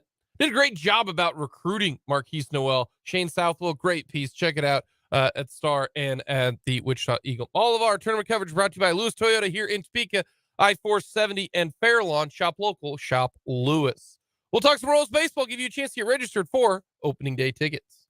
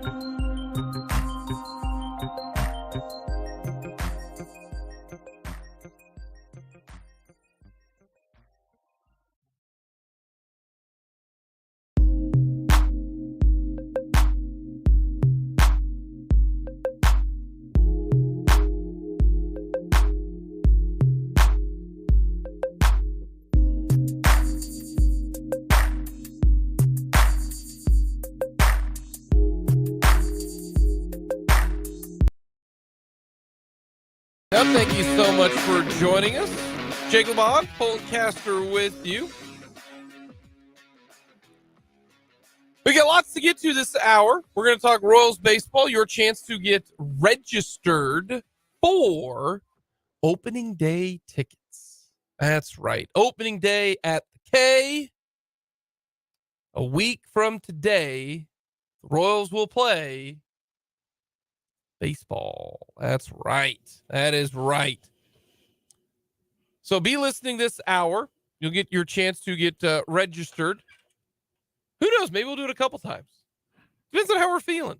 There's no real rules to this. No. We make the rules, and if you've learned anything about us two or even Brendan and Dan, sometimes we like to change the rules as we go. Yeah. It's more fun. Yeah. Fulton might be like, look, everybody gets registered because I'm so high on the rolls right now. I'm so high. No, it'd be more like everyone gets registered because I feel bad to turn people away.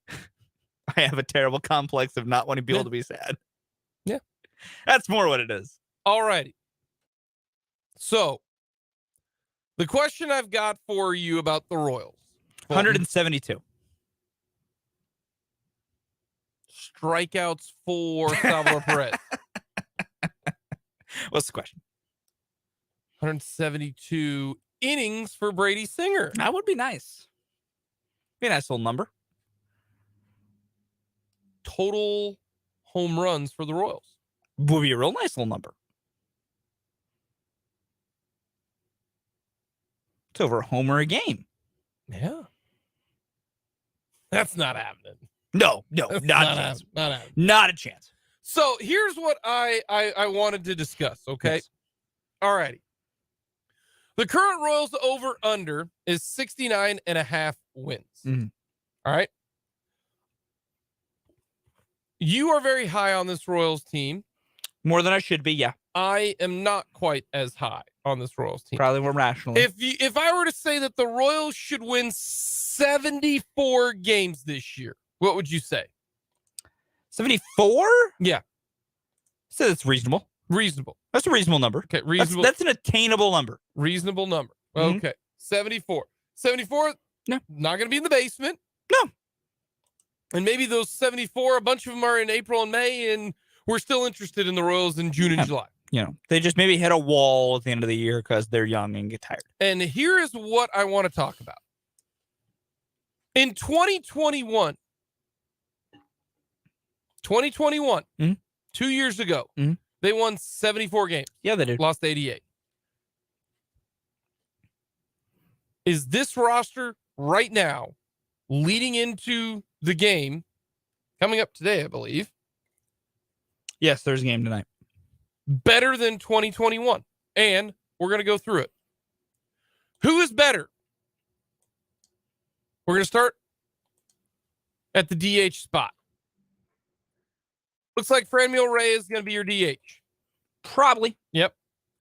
Who's the better DH? Reyes or Jorge Soler in 2021? God, that's a split. They're both such similar players. Okay, so we're going to go with a draw there. Yeah, All right. they're so similar. Okay. All righty.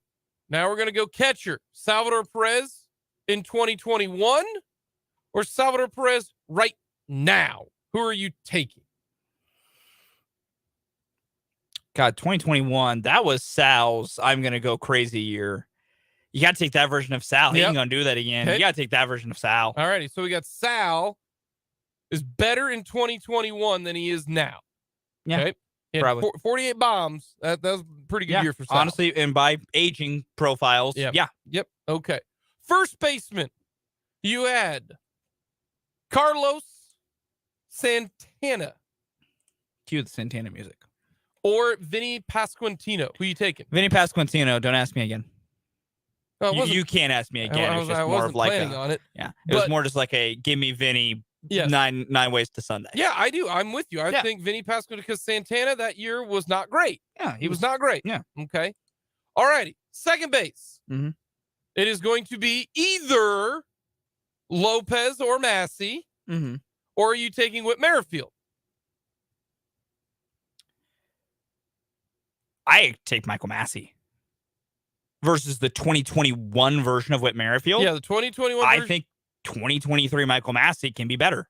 You think Michael Massey is going to end up eclipsing 42 doubles, 3 triples, and 10 home runs?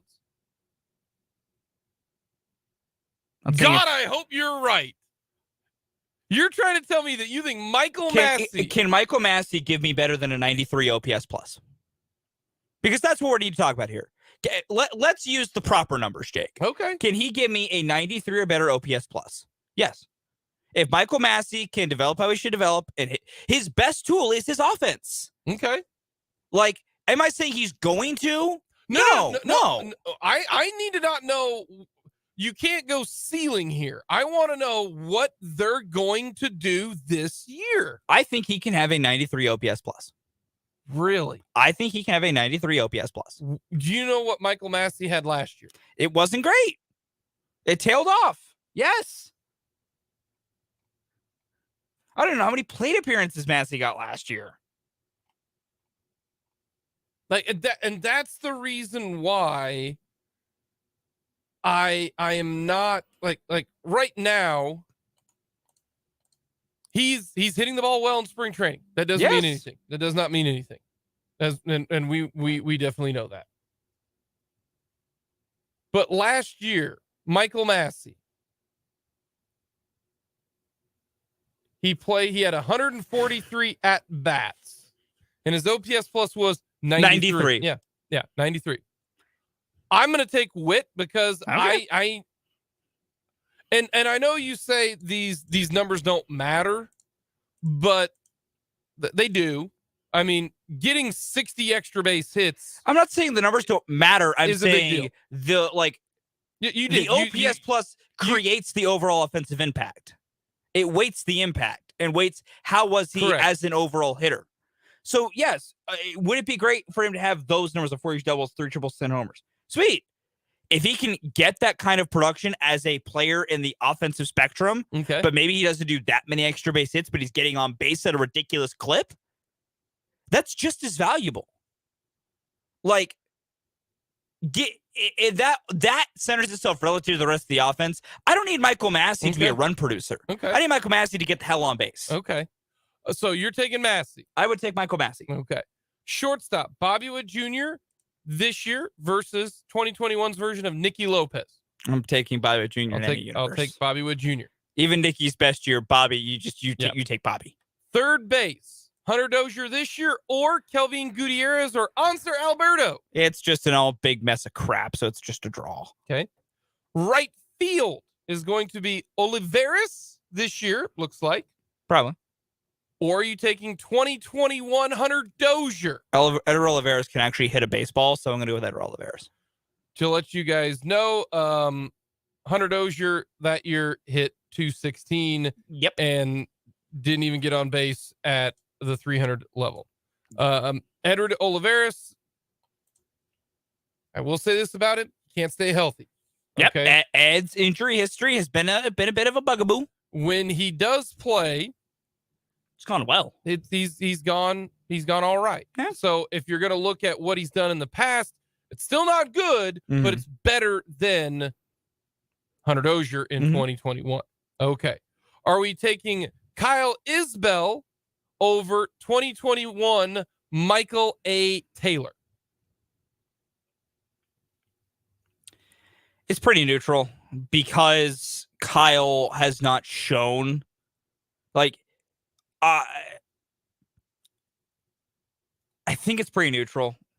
Like if I go by my same math, like let me go by my exact same Well, math. here's the thing. Michael A. Taylor might be a little bit better defender in 2021. But Kyle is better at the plate. But Isbell's still good center fielder. Yeah, still very good center fielder. Both suck at the plate. They're both bad. I wouldn't say fair. Fine. No, I'm not going to get this argument today. Well, you can't because the back of the baseball card says that Isbell stinks. Okay. Not going to get the argument today. I'm with you that this one's kind of a draw. Isbell's got a little bit more pop, but maybe. Yeah, even by going by Taylor, OPS plus, they're both, like, if you take 2-year sample size, last 2 years, they're pretty similar. They really are. And no, that's why I think Michael A. Taylor does have the advantage defensively, but not an absorbent. It's not a large one. Not a large one. Not a big one. And then you've got in the left field spot, MJ Melendez versus Andrew Benintendi. Andrew Benintendi hit pretty well. He did. Got on base at over near a 330 clip. Didn't, hit 17 home runs. I'm going to go ahead and say this is Melendez has a higher ceiling because I think he should hit 17 home runs. He should. But Melendez does not play near the outfield that Benintendi does. Benintendi's Gold Glover for a reason. Melendez he's not that guy.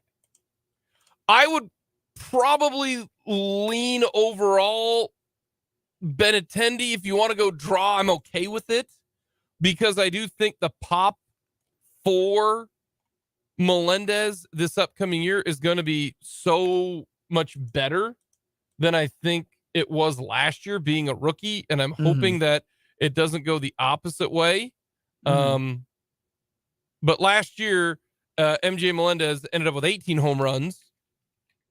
Said Benintendi had 17. They played in roughly the same amount of games. And so I'm going to edge Benintendi just slightly. But if it's a draw, I got no problem with that. Yeah, I'm probably going to go a draw here. The bat, I go to MJ.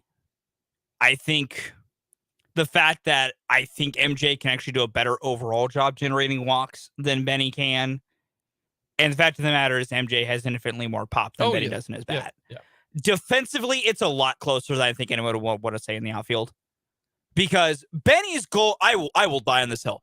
Benny's Gold Glove was one of the flukier Gold Glove wins. Was he good defensively in left field? Yes. Was he Gold Glove defense? I'm still out on that. MJ as a defensive outfielder, I think is not being realized at how good he could be. Would I still probably give the edge to Benny a little bit? It is a hell of a lot closer than one wants it to be. Watch him play the corner outfield spot at times last year. Watch him play the corner outfield spot in the World Baseball Classic this year for Puerto Rico.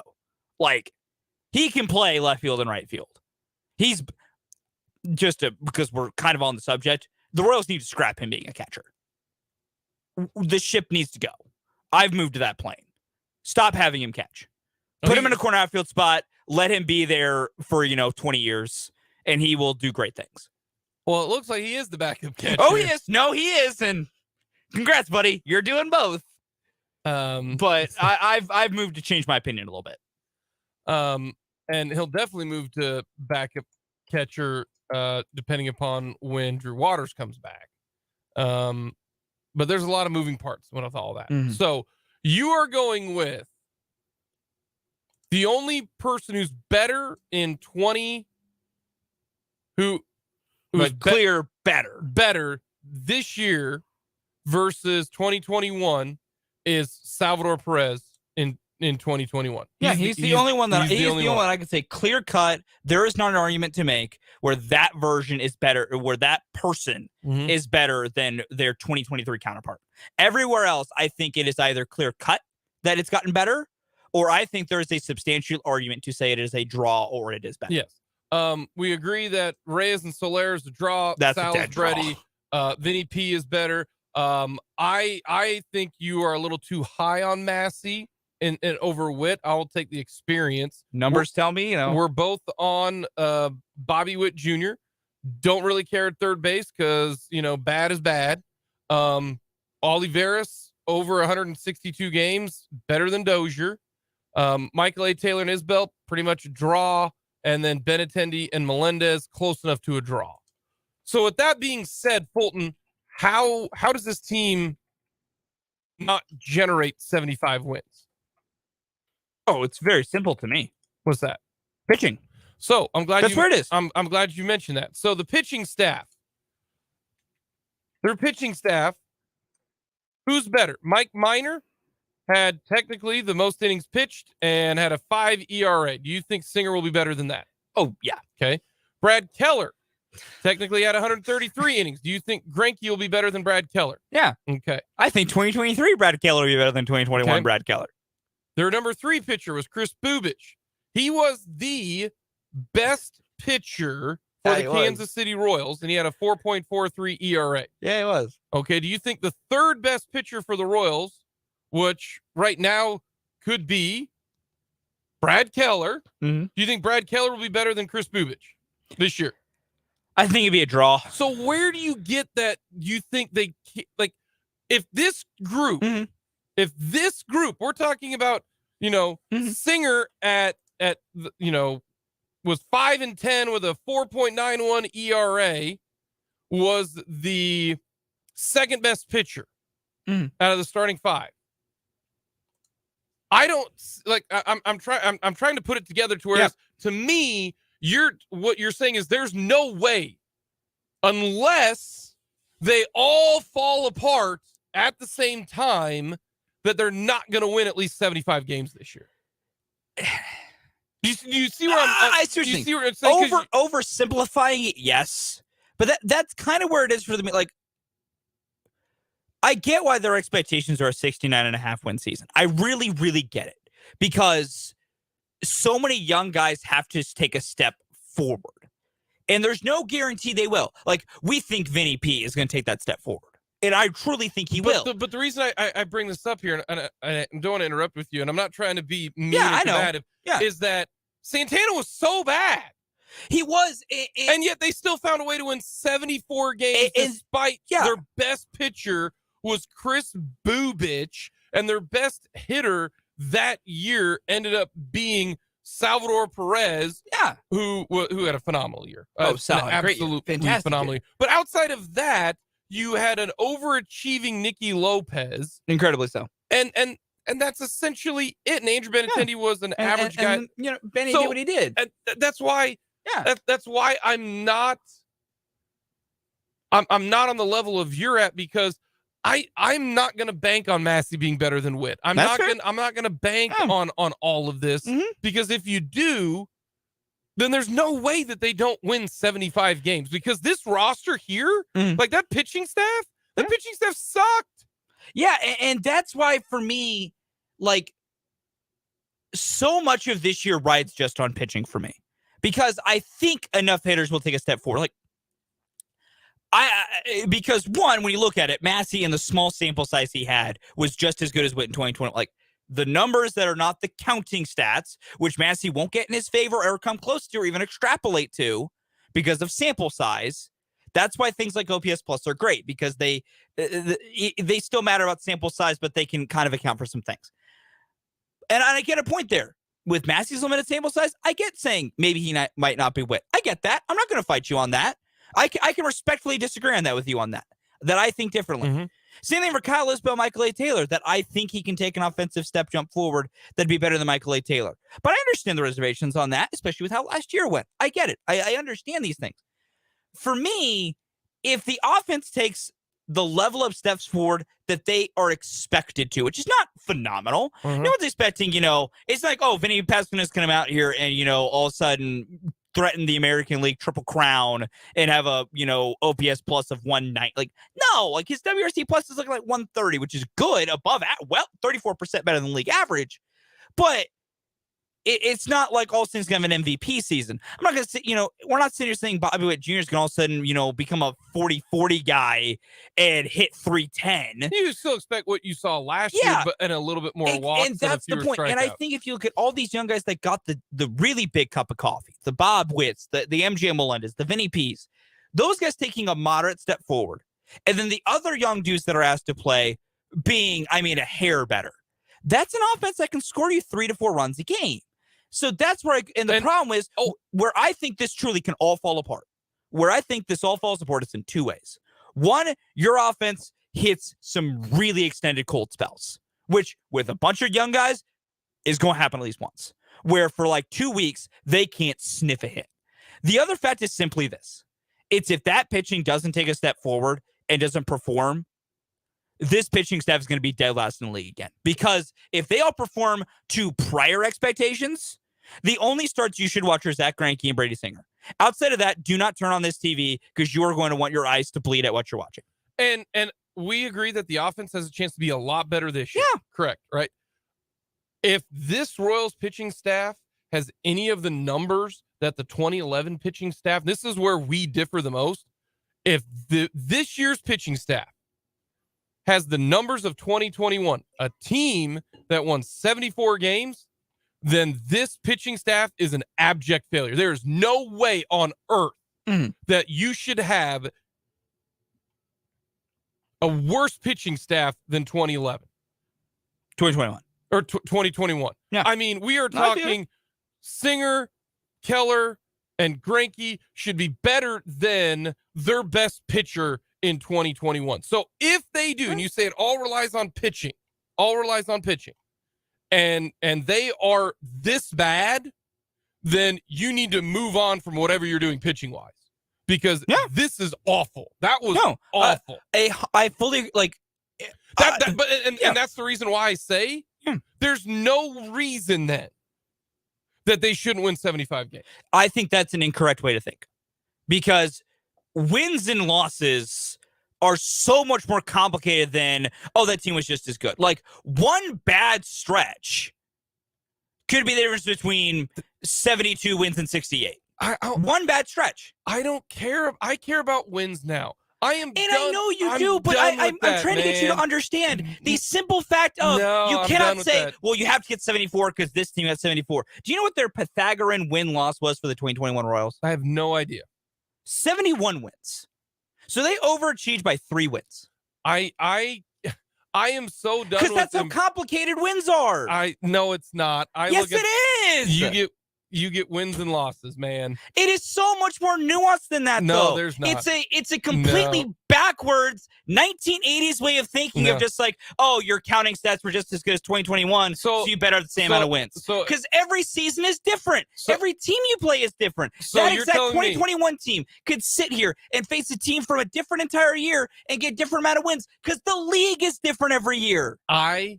Your competition level is different every year. I don't care. I do not care. Then you're choosing to actively ignore what reality is. Yeah, fine. You talk all you want about nuance, and you're actively ignoring the nuance of, guess what? The schedule that they're facing this year, completely different than any other year ever. They have to face so many better teams than they've ever faced ever. They're facing less division opponents in an easier division. That could lead to 4 more losses than the other year. There's so many different things that you are actively ignoring because you want to blindly go, well, they got to get 74 because they did 74 3 years ago. No, my point is, Fulton, is that if this team can scrounge up 74 wins, I'm with you. I think this team is better. Yes. So to me, I need to see it. They have the potential to be better. I need to see it. I am so done with all this. I need to see improvement. I need to see, this guy went from here to here to here. I'm sick of that. I am so done with that. I need to see when the game ends up and it is 8-6, the Royals win. That's what I care about right now. I need to see some of that. Like if they don't win in the 70s, why should I be invested at all in this Royals team? Because they haven't given you a reason. And this I've reached my point with this Royals team right now, and that is you need to give me a reason to care about it. Like we wonder why, no one's going to the K, and I wonder why no one's talking about Royals baseball. It's because it's back to where it was. I mean, that's I in the end of it, you are what your record says you are, and I agree with you. It is different. It is nuanced. But I'm done with that. I need to see something more from this Royals team. And that's fine. Like, I'm not saying you're wrong to say that you want to see more. I get every single person that wants to see that. And that's I why do. I'm not, I'm not drinking the Kool-Aid. You are fully invested in the Kool-Aid, and until I see it, I see Michael Massey be better than Whit Merrifield, until I see that, I'm going to say, no, it's probably not going to happen. And that is entirely fine. And I'm not going to disagree with you. If they sit here and win 67, 68 games, it's a failure. I don't disagree. I don't disagree. Failure. Because if that happens to me, that means the pitching staff failed. And if the pitching staff failed after this entire overhaul, then what that tells me is you got to share that pitching player group down to the studs. And that is a failure. I want to be very clear with that. And if at the end of this year, the Royals have to basically say 2018 was a bust, and we have to hit the full reset button. That is an abject failure. Yeah. And I will not disagree with that. And that's where we come together here. You are more on the, hey, you know what? This guy has some really good numbers here, and this guy had some really good numbers there. And that's the problem right now with the Royals, is that you look at everyone's going to take a step up. That's your. You hope they do. Yeah, I am not. I am done with that, and that's fine. Like that's where MJ. We think he's going to take a step up. He might not. Vinny P might take a step up. He might not. If you have to say 5 guys are all going to need to take a step up to end up winning, then you're not going to do it, because the odds of all of these guys taking an incremental step up probably is not going to happen, because that's what the back of the baseball card says every single year. Here's what I'll say to this, and I know we're running out of some time here. I to a certain level, your back of the baseball argument is incredibly correct for some guys. I just the history of baseball. Like they go through sophomore for slumps. Some, like, and I agree, sophomore slumps are a thing, and that's also why I'm trying to get into this point of, like, not all 70 win seasons are created equal. Not all 69 win seasons are created. Like, that is my overall point. I'm not saying that if you watch this Royals team win 70 games, win 69 games, and sit here and are frustrated and angry, I'm not blaming anyone on this planet for that. Because I get it. Everyone's different. Everyone has their own right to feel the way they want to feel about a team and about their performance. That is how sports works in general. Because we had an entirely similar conversation earlier on this very show about McCole Hardman on a player level. Like, we all set our own expectations. And if the team or player does not meet your individual expectations, you're within your right to be disappointed.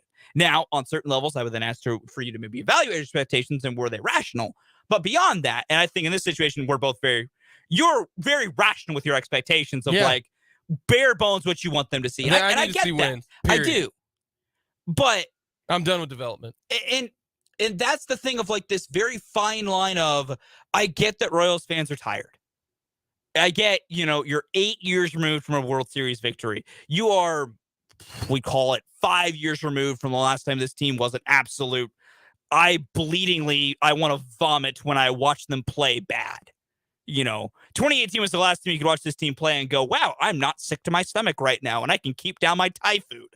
Like, that's the last time you could do it. I get all of that. I understand where people are coming from and the frustration for how some things have been. All I'm saying is, yes, wins and losses are how this team can be measured. And they need more wins than last year. I don't want to make that seem odd to any, like, you need to win more games than last year because at some point you do need wins on the table. Yeah. But with how young this team is and with a new staff in place, development is a part of something you want to see. If they win more games, but that's because, Zach Greinke shoves and looks like 2009 Cy Young Zach Greinke. He pulls a Verlander and all of a sudden it's a 1.5 ERA in his 40s, and there's not a lot of veterans on this team. But Sal is the only, great offense. Like, if they win those 72 games because veterans on the team did good things, that's fine. But that's not a better indicator for success if they win 70 games and it's because all the young guys took, there is a mixture of wins and development that does need to be looked for. Because 72 wins behind veterans doing their thing is really nice in the short term. Means jack diddly squat for the long. But 70 wins because the young dudes, the sophomores, and the rooks all looked really good and showed their stuff. That is a beautiful indicator for down the line. And this, then we'll end it on this. That's only as a you are an intense baseball guy. I can't lie about that. No, you are. This entire segment. You are. Yes. Okay. You are going with how an intense baseball person thinks. I don't care if the veterans end up with, if they all crush it and they win 80 games because all the veterans are awesome and the youngsters suck, fans will show up. Does not matter. Yeah. And for next year, for them to get me excited, if they win 80 games and all the veterans are great, that is all that matters, is that you need to get wins because the general fan does not care. They just want to see a winner. And that to me is the end all be all. There is nuance, but to the general fan out there, that's all they care about. And I get they want to see a winner. And that's where we're going to go. And so I would just like them to see a continuous winner. We're going to end up with a, what do you want to take? Actually, you know what? We'll do a trivia question here. We'll do it this way. Who leads the Royals? Who led the Royals in home runs last year? If you can tell me that, and you are the first person to text in at 785-272-9429, who led the Royals in home runs last year in 2022, you get registered for Royals opening day tickets. Very simple, very easy. Who led the Royals in home runs? 785-272-9429. Let us know on the text line. Coming up next, we got a little start, bench, and cut.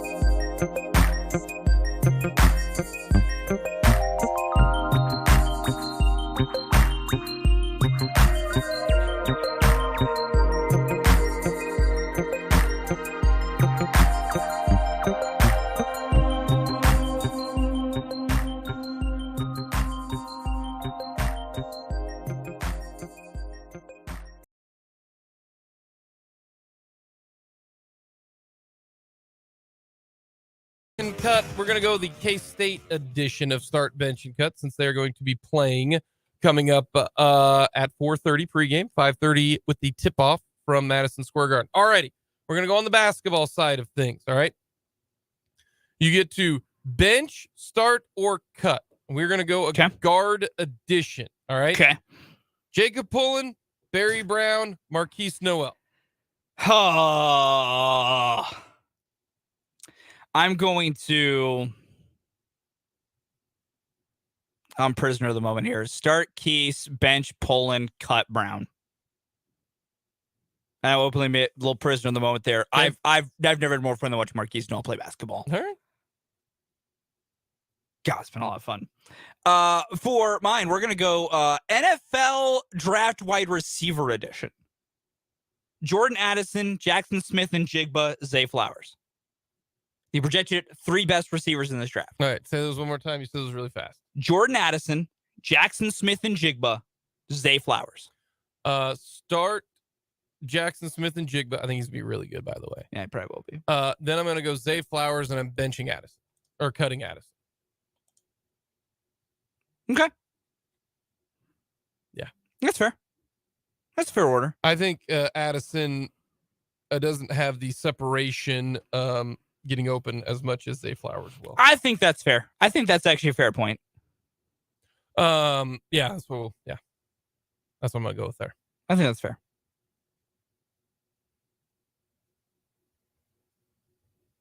See, it makes you think though, just a little bit.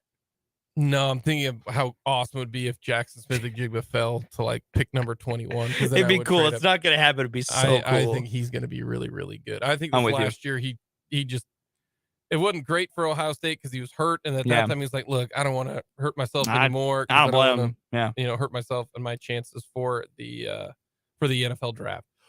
From the text line, the answer was Salvador Perez led the Royals in home runs last year.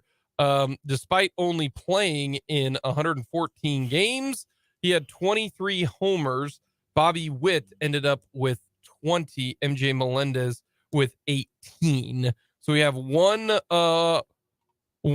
person registered for Royals opening day tickets. We will be doing that a bunch tomorrow, as well as on Monday, and then we will announce the winners coming up on Tuesday for opening day at the K on Thursday. Coming up next, final thoughts on K-State versus Michigan State here on Mic'd Up.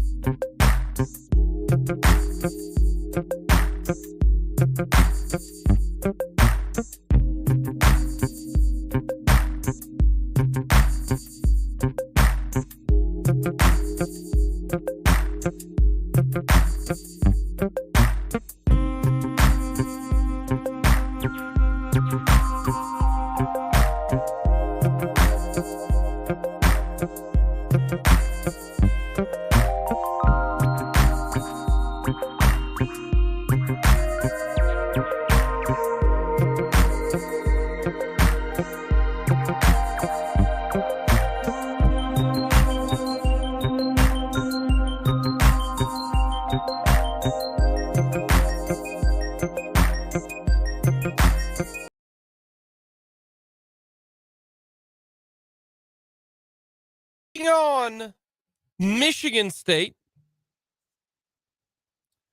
And I think if you are a K-State fan, you are a big Owl fan.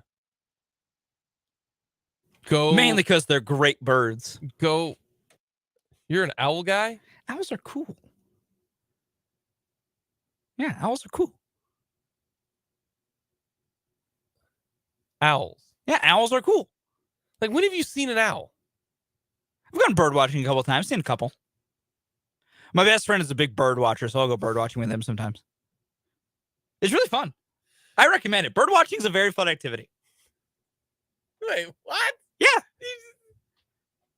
We go to local parks, and we walk around. We take a big lap around the park, and we just see what birds we can end up spotting.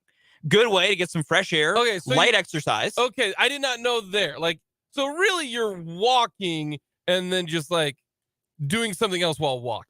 I guess, yeah, basically. Because you sat there and just watched birds. No, we're not just sitting on a bench and watching birds for hours. No. We're getting some light exercise, very leisurely. It's very light exercise. Well, also bird watching. I didn't know you were big. I mean, it's a fun activity. Like owls, though. Like, yeah, owls are cool. Like an eagle. Eagles are also cool. Well, like you can't put owls and eagles in the same category. Yeah, you can. What? Yeah, you can. An owl? You can put an owl and an eagle instead. They're both good, cool birds. No, the eagle's way better than an owl. An owl's just an owl. No. You're disrespecting the owl. No. The great horned owl, top tier owl. No. There's it. That's tomorrow's list. We're ranking owls. We're not actually going to do that because Jake could name like 2 owls. From the text line, never trust the man who says I'm a big owl guy. That's where we draw. Oh, no. I know we have stuff to do here. That's where we're going to draw the line of all the things I've ever said I'm into or I'm a fan of. We're drawing it at owls. That's our call text line. Yeah. That's our line. Yeah, owls is what sent you all over. That is hilarious to me. But you know what? I respect it. I respect y'all putting up with so much of the things I say, but just drawing it at owls. No, like, I get, the Royals aspect, all that, but man, owls are a cool bird. No, they're not. Yeah, they are. There's nothing. There is literally not. Like, you're right. The owls can do one semi-cool thing. That's it. They can turn their head all the way around. That's it. Otherwise, no. The owl is a fantastic, majestic bird. Said no one ever.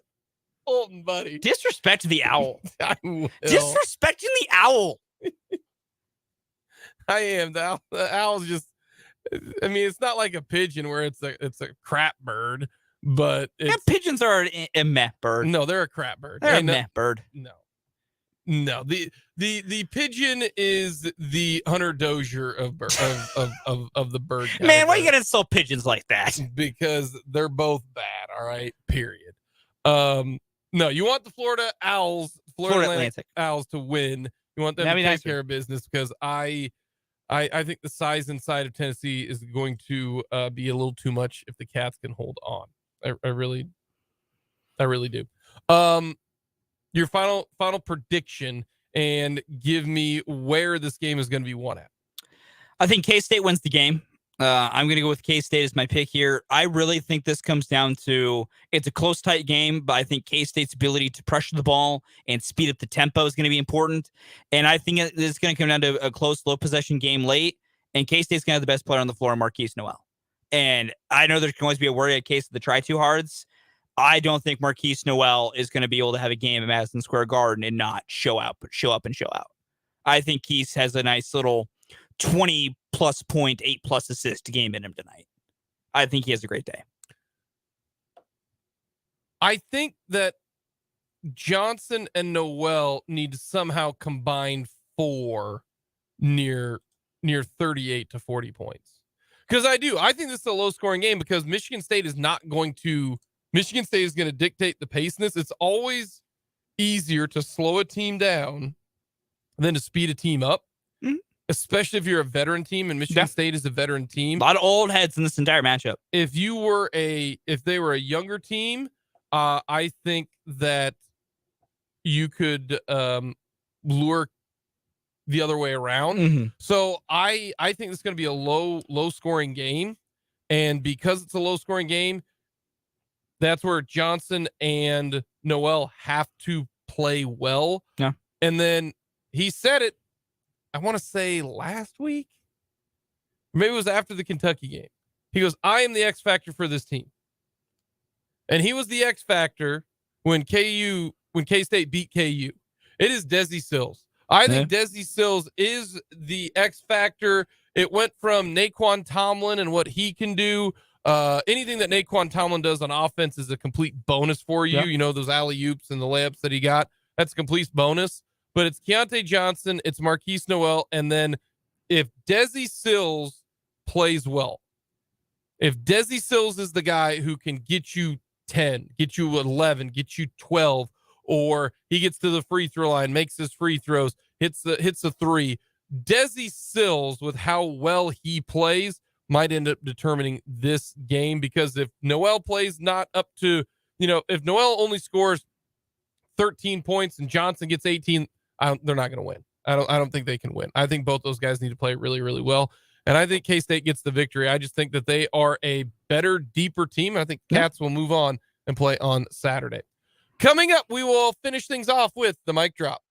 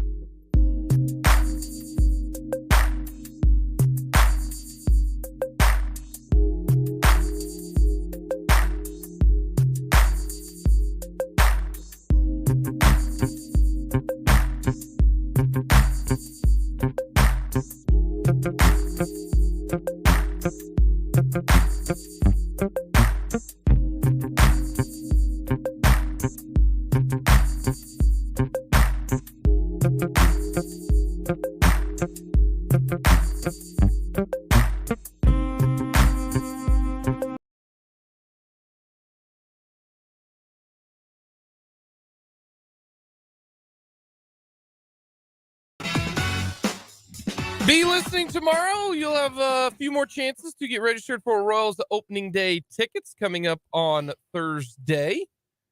We've got K-State Hoops. Should be a good one. Tomorrow, it will be even more exciting. The difference is instead of a 3-day lead up, it's just basically a 48-hour lead up before the Saturday game, which will be either at 5 or 7 o'clock on Saturday.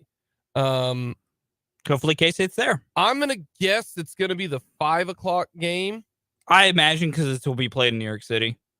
Well, also, I think that they'll want the winner of Gonzaga, UCLA, because I think it's going to be UConn, Arkansas. I think that will be the I could see that. the primetime game. I could see that. So I think they'll probably play at 5 o'clock if they win on Saturday. Or Fulton, what do you got for your mic drop? Today's my dad's birthday. So he's definitely not listening to today's show. He 100% is not. But I want to wish my dad happy birthday. Happy birthday, Papa Castor. And his texted him this morning. He appreciated it. Oh, texted? Yeah, shot him a text this morning. I know, but he's not a texting guy. Yeah, I know. That's why he sent me one back with his usual cadence of it being a talk to text. But he said if the schedules line up tonight, him and I are gonna chat on the phone tonight. But yeah, wanted to wish my dad happy birthday. Happy birthday. K-State, you got a chance to do something real special, and I hope they get to do it. This is a fun one. K-State fans, this is house money. Enjoy it, and if you lose, honestly, it's an incredible season. Coming up next, we've got 580 Sports Talk with Brennan and Dan.